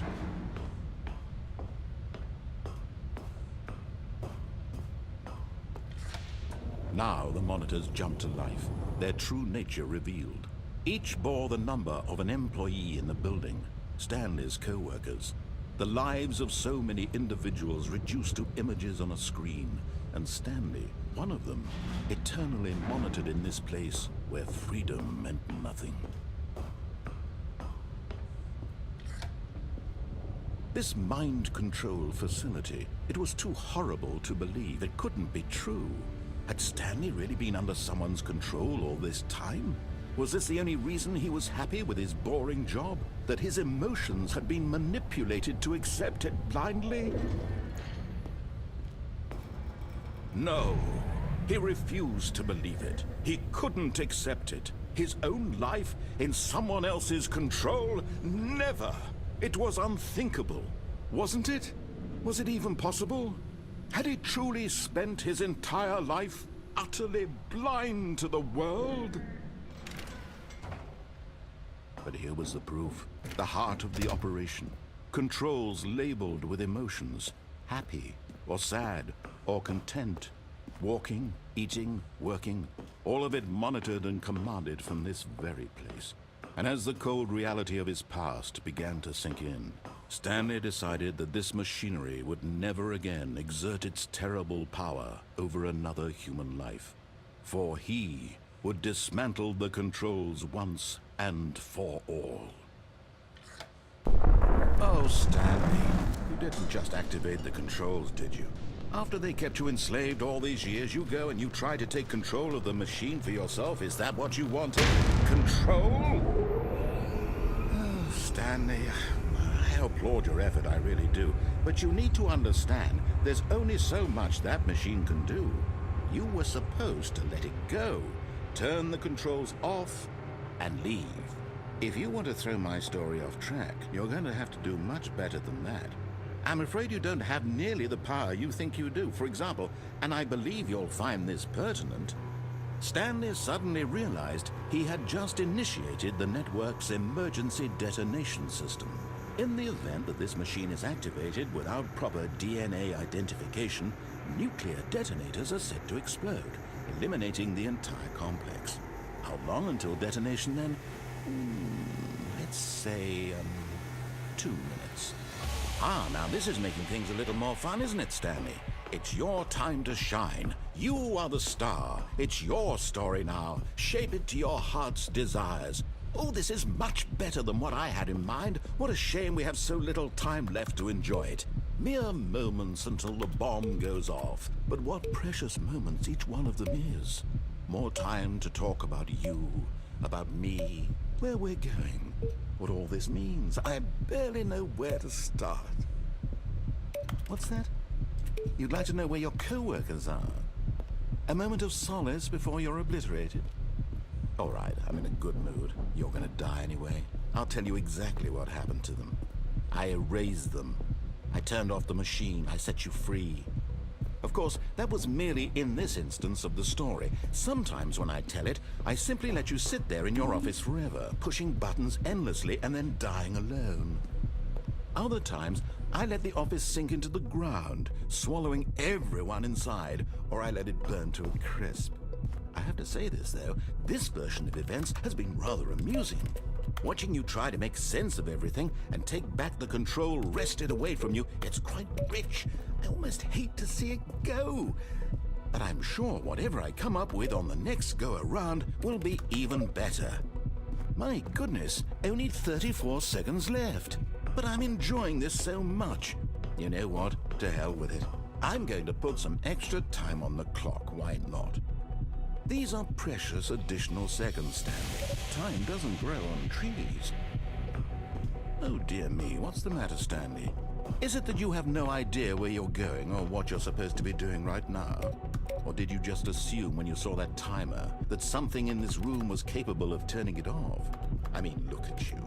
Running from button to button, screen to screen, clicking on every little thing in this room. These numbered buttons, no, these colored ones, or maybe this big red button, or this door. Everything, anything, something here will save me. Why would you think that, Stanley? That this video game can be beaten? Won? Solved?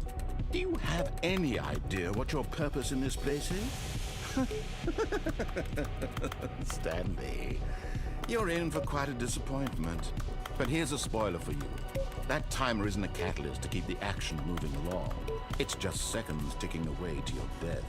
You're only still playing instead of watching a cutscene because I want to watch you for every moment that you're powerless. To see you made humble. This is not a challenge. It's a tragedy. You wanted to control this world, that's fine. But I'm going to destroy it first, so you can't. Take a look at the clock, Stanley. That's 30 seconds you have left to struggle. 30 seconds until a big boom and then nothing. No ending here, just you being blown to pieces. Will you cling desperately to your frail life, or will you let it go peacefully? Another choice. Make it count, or don't. It's all the same to me, all a part of the joke. And believe me, I will be laughing at every second of your inevitable life from the moment we fade in until the moment I say, happily ever after.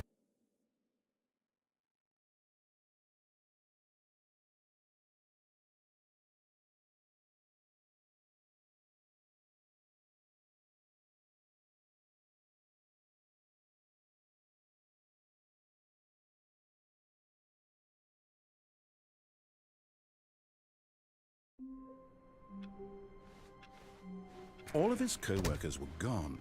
What could it mean? Stanley decided to go to the meeting room. Perhaps he had simply missed a memo.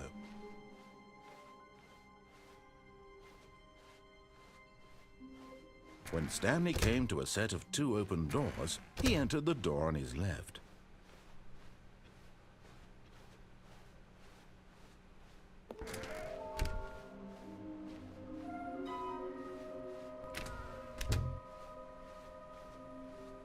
Coming to a staircase, Stanley walked upstairs to his boss's office.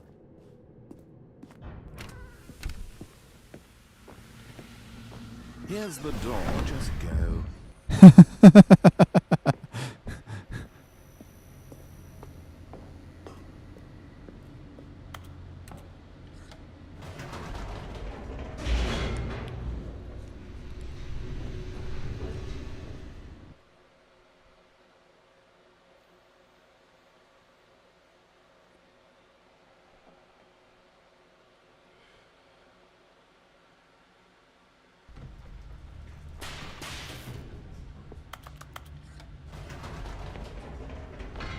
Whoops. Nope. Never mind. Stanley actually got back into the elevator and went back up. Silly me. Why did Stanley do that when he knew that it would just lead back to his boss's office? Well, that's a great question. I just can't wait to find out.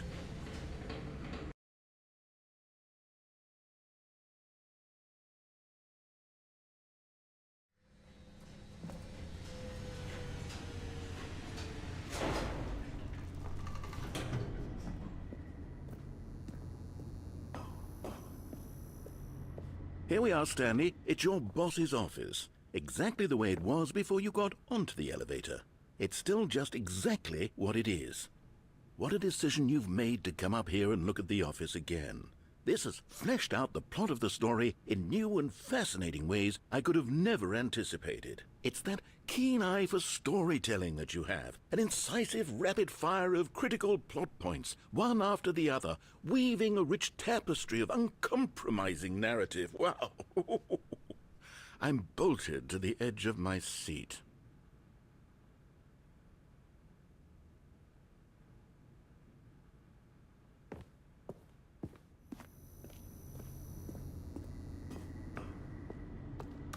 Incredible. Now he's getting back into the elevator and going down again. Ladies and gentlemen, how does he keep coming up with all of this?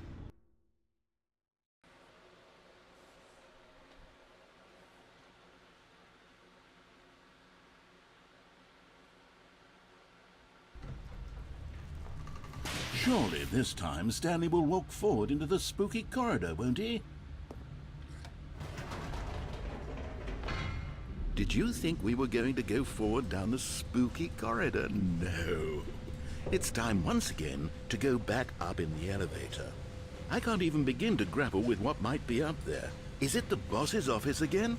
Or what if it's the boss's office this time? The suspense is killing me.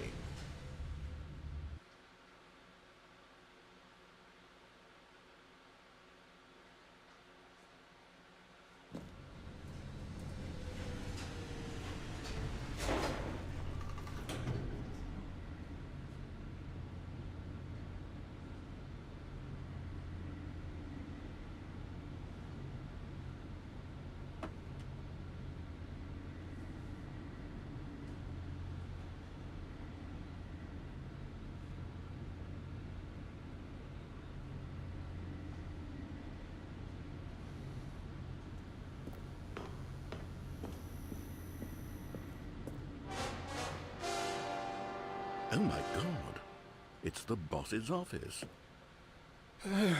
This absolutely changes everything for me. Give me a time out here for a minute while I process this.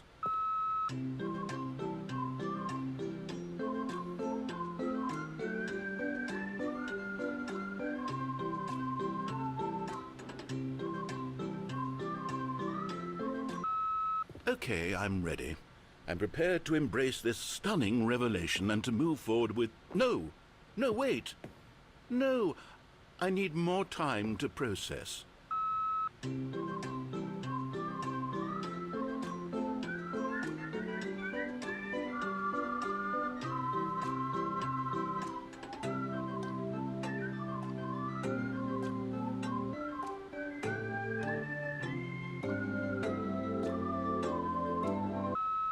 All right.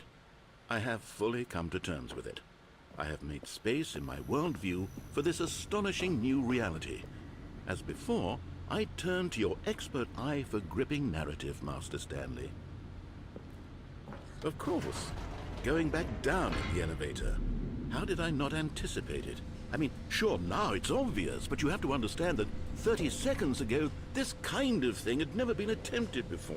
I had no frame of reference to even anticipate it.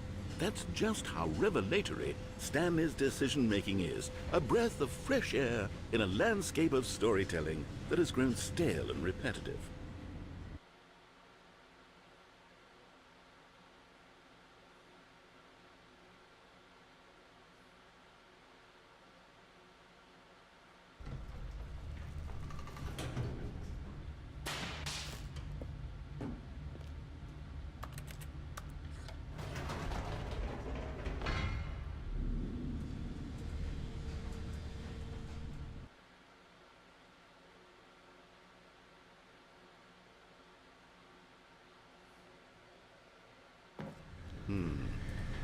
You know what? I've just thought of something. Hold on, let's stop for a moment. Don't you realize? It's the anticipation, Stanley. You and I, we have no way of knowing what will be at the top of this elevator. But the suspense, the agony of waiting and anticipating and having to guess, that's the real thrill. Oh, I simply don't want to let that feeling go. It's so precious, so fleeting. Why don't we take this elevator ride nice and slow? There we go. Isn't this so much more exciting? You know, Stanley, it seems like nowadays the only thing that audiences want is to be shocked as loudly and frequently as possible. They want big, explosive moments flung right in their faces from the very moment that things get started. But where's the tension? Where's the trust in the audience to build a slow and nuanced appreciation for the story, the characters? Why aren't we given time to imagine the surprises, to have to think and to anticipate, and then to marvel at the eventual reveal? This is storytelling, Stanley. What you and I are doing right now. This is the most exciting narrative to be developed in years, and it's really all because of you. You're the one who took this bold step of revisiting the exact same locations over and over. Truly, I mean it. This is unique and different. It's not like anything else out there. You see, I want stories that surprise me, Stanley. I want to have to think. I want to be engaged and not pandered to. We're being fed such unimaginative drivel all the time, and we all know it, which is why we're so starved for content that makes us feel sharp and vital and alive. That's why people like you so much, Stanley, because you're not afraid to spit in the face of tradition. You're a role model, you know? People look up to you. Which is why, oh, I didn't know when to spring this on you, but, well, I've gathered a little press conference for you, so that you can talk about your work and your storytelling and your life. Yes, I know you're not much for the public eye, but I thought it would especially mean a lot to the people who have been following you from the beginning. They really look up to you, Stanley. I don't know if you realize the impact you have on them. This is the kind of gesture that might leave a tremendous impact on them for the better. Oh good, we're here. Okay, the room where we're holding the press conference should be just around the corner here somewhere.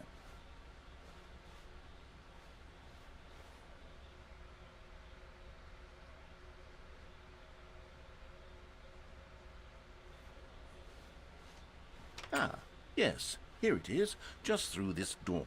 All right, are you ready? I've told them you're going to speak a little bit about the nature of surprise in storytelling, and what it means to craft a truly unpredictable narrative. Oh, don't worry, you'll do great. Just be yourself and speak from the heart. I'm really proud of you, Stanley. Okay, it looks like they're ready for you. Go get 'em.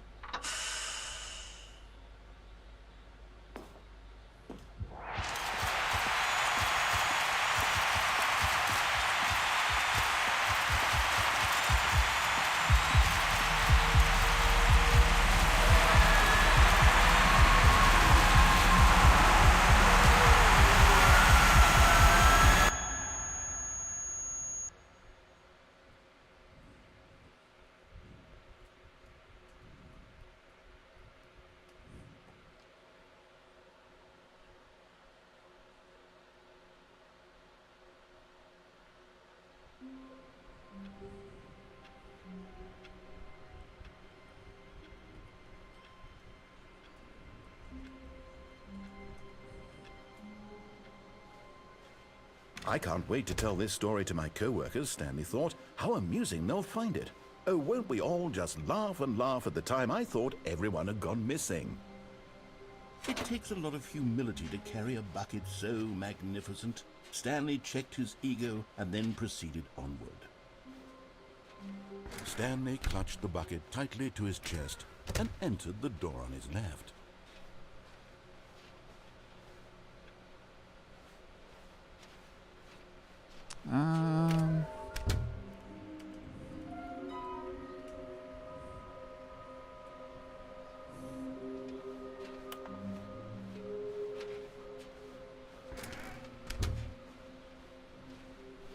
Coming to a staircase, Stanley and the bucket walked upstairs to the boss's office.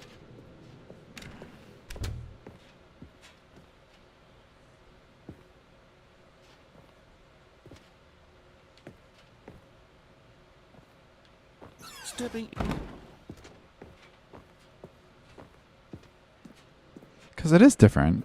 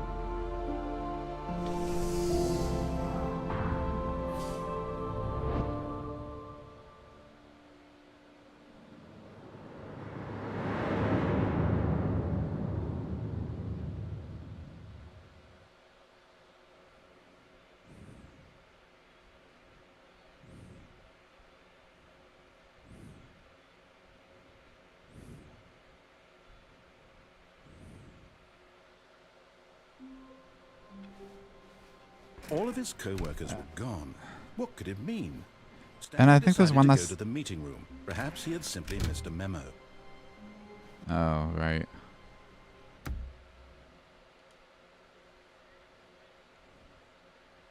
I think there's only one more thing I have to do. I think. What if I go to the bottom of the thing with the bucket? Would it be different? All of his co-workers were gone. What could it mean? Ooh. Stanley decided to go to the meeting room. Perhaps he had simply missed a memo. Ooh, they're all like that. No matter how hard Stanley looked, he couldn't find a trace of his co-workers. Replacement bucket. And try not to lose this one too, you dolt. Stanley clutched the bucket tightly to his chest and entered the door on his left.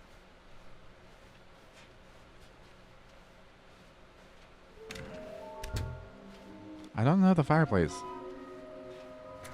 The only fireplace I can think of is in the boss's office. Coming to a staircase, Stanley and the bucket walked upstairs to the boss's office.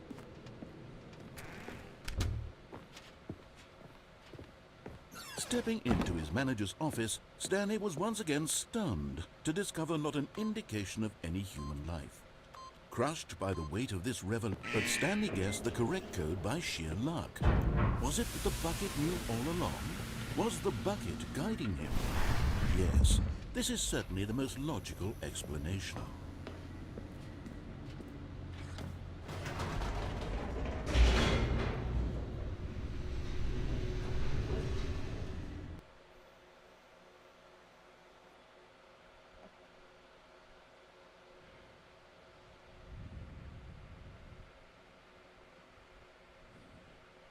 The elevator raced downward, plummeting towards an unknown fate. It would be all Stanley could do to keep himself together, if not for the bucket. Soothing him, comforting him, reassuring that in this darkest moment of uncertainty, he would be all right. The bucket is here for you, Stanley. Everything will be fine. Wait, Stanley said to the bucket. Can we go back up? When I was pressing those keypad buttons, there was something very intriguing about the number 3. I want to go back so I can try pressing the number 3 again. The bucket said nothing.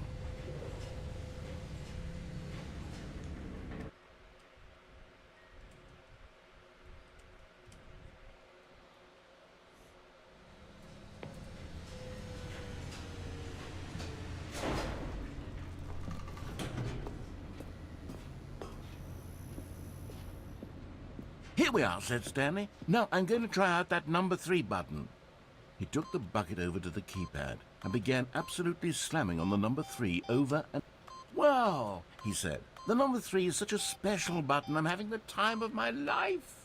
Stanley looked expectantly at the bucket, but the bucket remained silent. This was a shock to Stanley, who had always felt such a connection with the bucket. How was this not as exciting to the bucket as it was to him?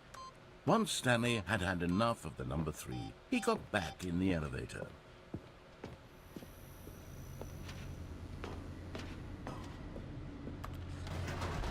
Perhaps the bucket had missed something. Perhaps it had not seen how much joy Stanley got from slamming the number 3 repeatedly.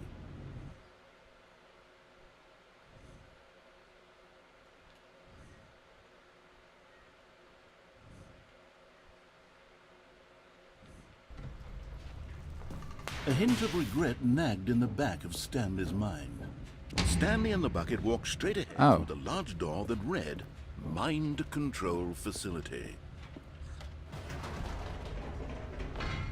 No, said Stanley to the bucket. You can't go on yet. Not till you understand how much the number 3 means to me. You and I have been through so much together, and I just want you to see what I see. Feel the happiness I feel. He smiled at the bucket, and the bucket said nothing.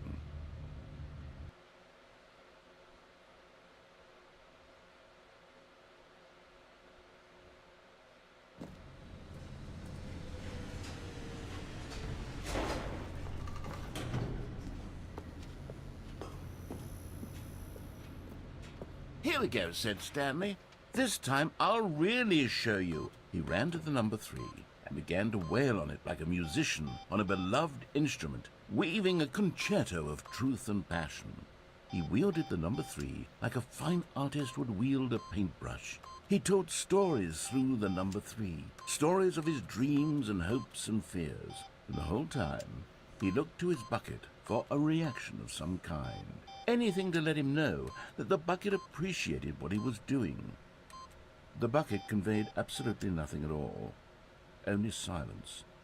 Crushed by a wave of dejection, Stanley returned to the elevator.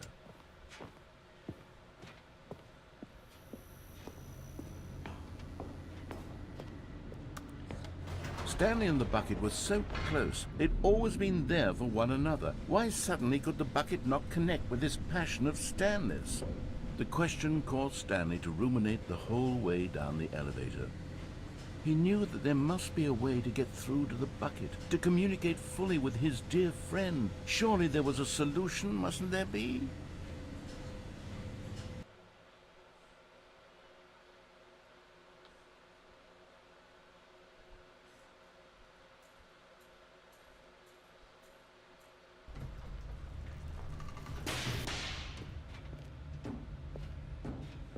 Stanley and the bucket walked straight ahead through the large door that read, Mind Control Facility.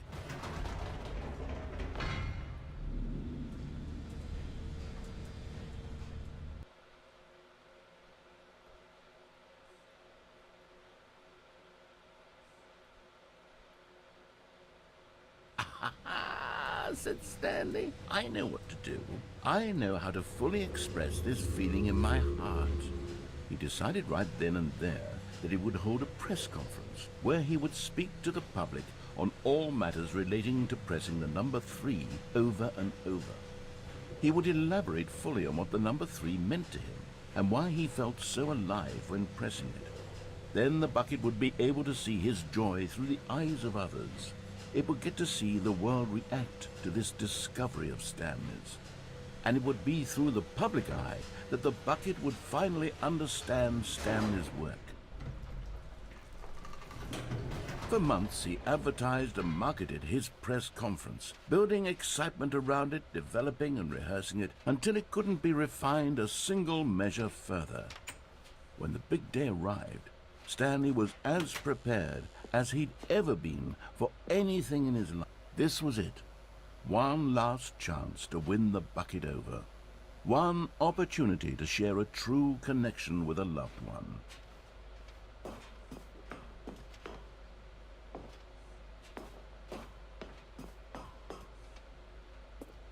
There was no one here.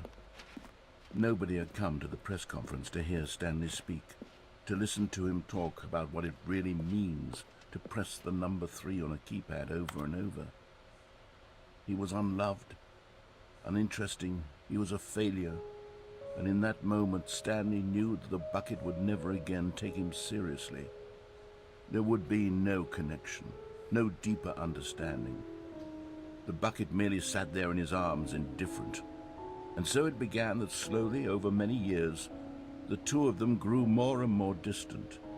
They spoke less and less, neither wishing to state the obvious, that any sense of real respect between them had eroded since that day at the press conference. There would be no more games, no more long conversations about passion and pursuit, only a silence that consumed the space between friends. And Stanley, having for once in his life discovered the warmth and comfort of true companionship, was cast back into the unremarkable normalcy of loneliness.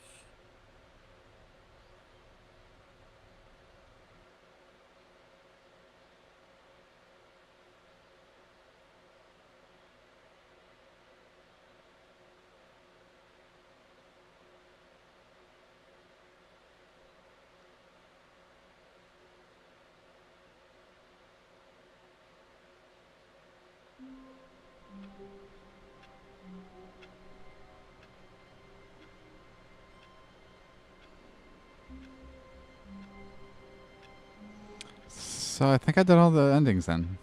Just a step through this door, Stanley thought to himself, that's all I need. If I can make it through this door, I can make it through them all.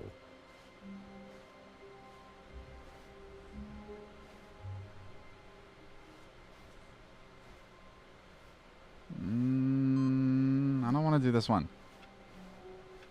There's the door 427 or 30.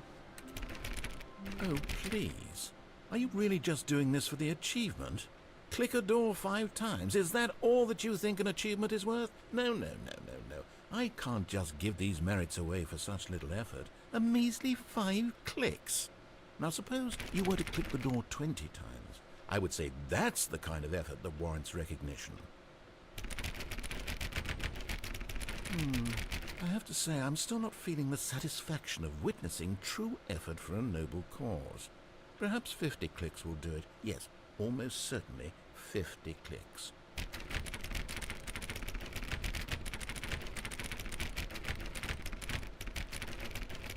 No, I'm still not feeling it. I want this achievement to have meant something. It has to be a true reward for valiant effort. I want to see some hustle, Stanley. I want to see commitment, a willingness to go all the way, no matter what the cost. Why don't you go put 20 clicks into door number 417?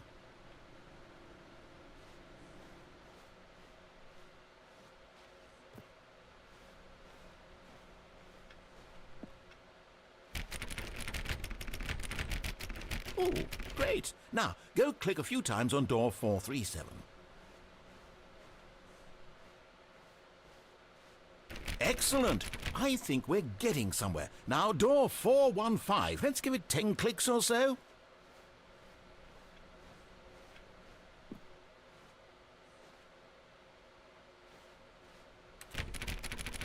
Now, back to door number 437.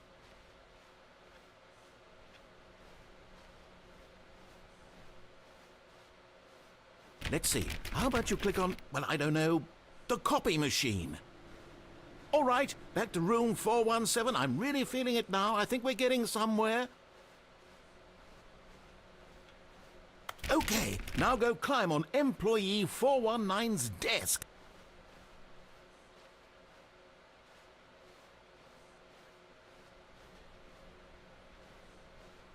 Yes! This is great! You're putting it all on the line, Stanley. I like that. All right, let's keep it up. Go give me a few clicks on door 416.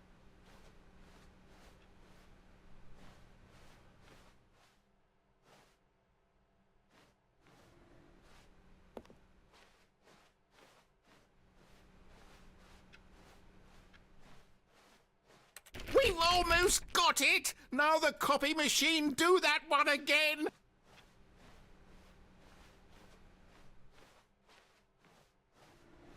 Finish it off, Stanley! 5 clicks on door 430! Yes! We did it! Oh, wow. That felt amazing. Oh, you really earned it, Stanley. Nothing could hold you back. Yes, I'm very proud of how far we've come today. Just think, only a few minutes ago you believed an achievement was worth 5 little clicks. Really now, what were you thinking? Okay, so that's all I'm going to do for today. Because now my Discord friend is calling me. So I gotta go. Thanks for watching.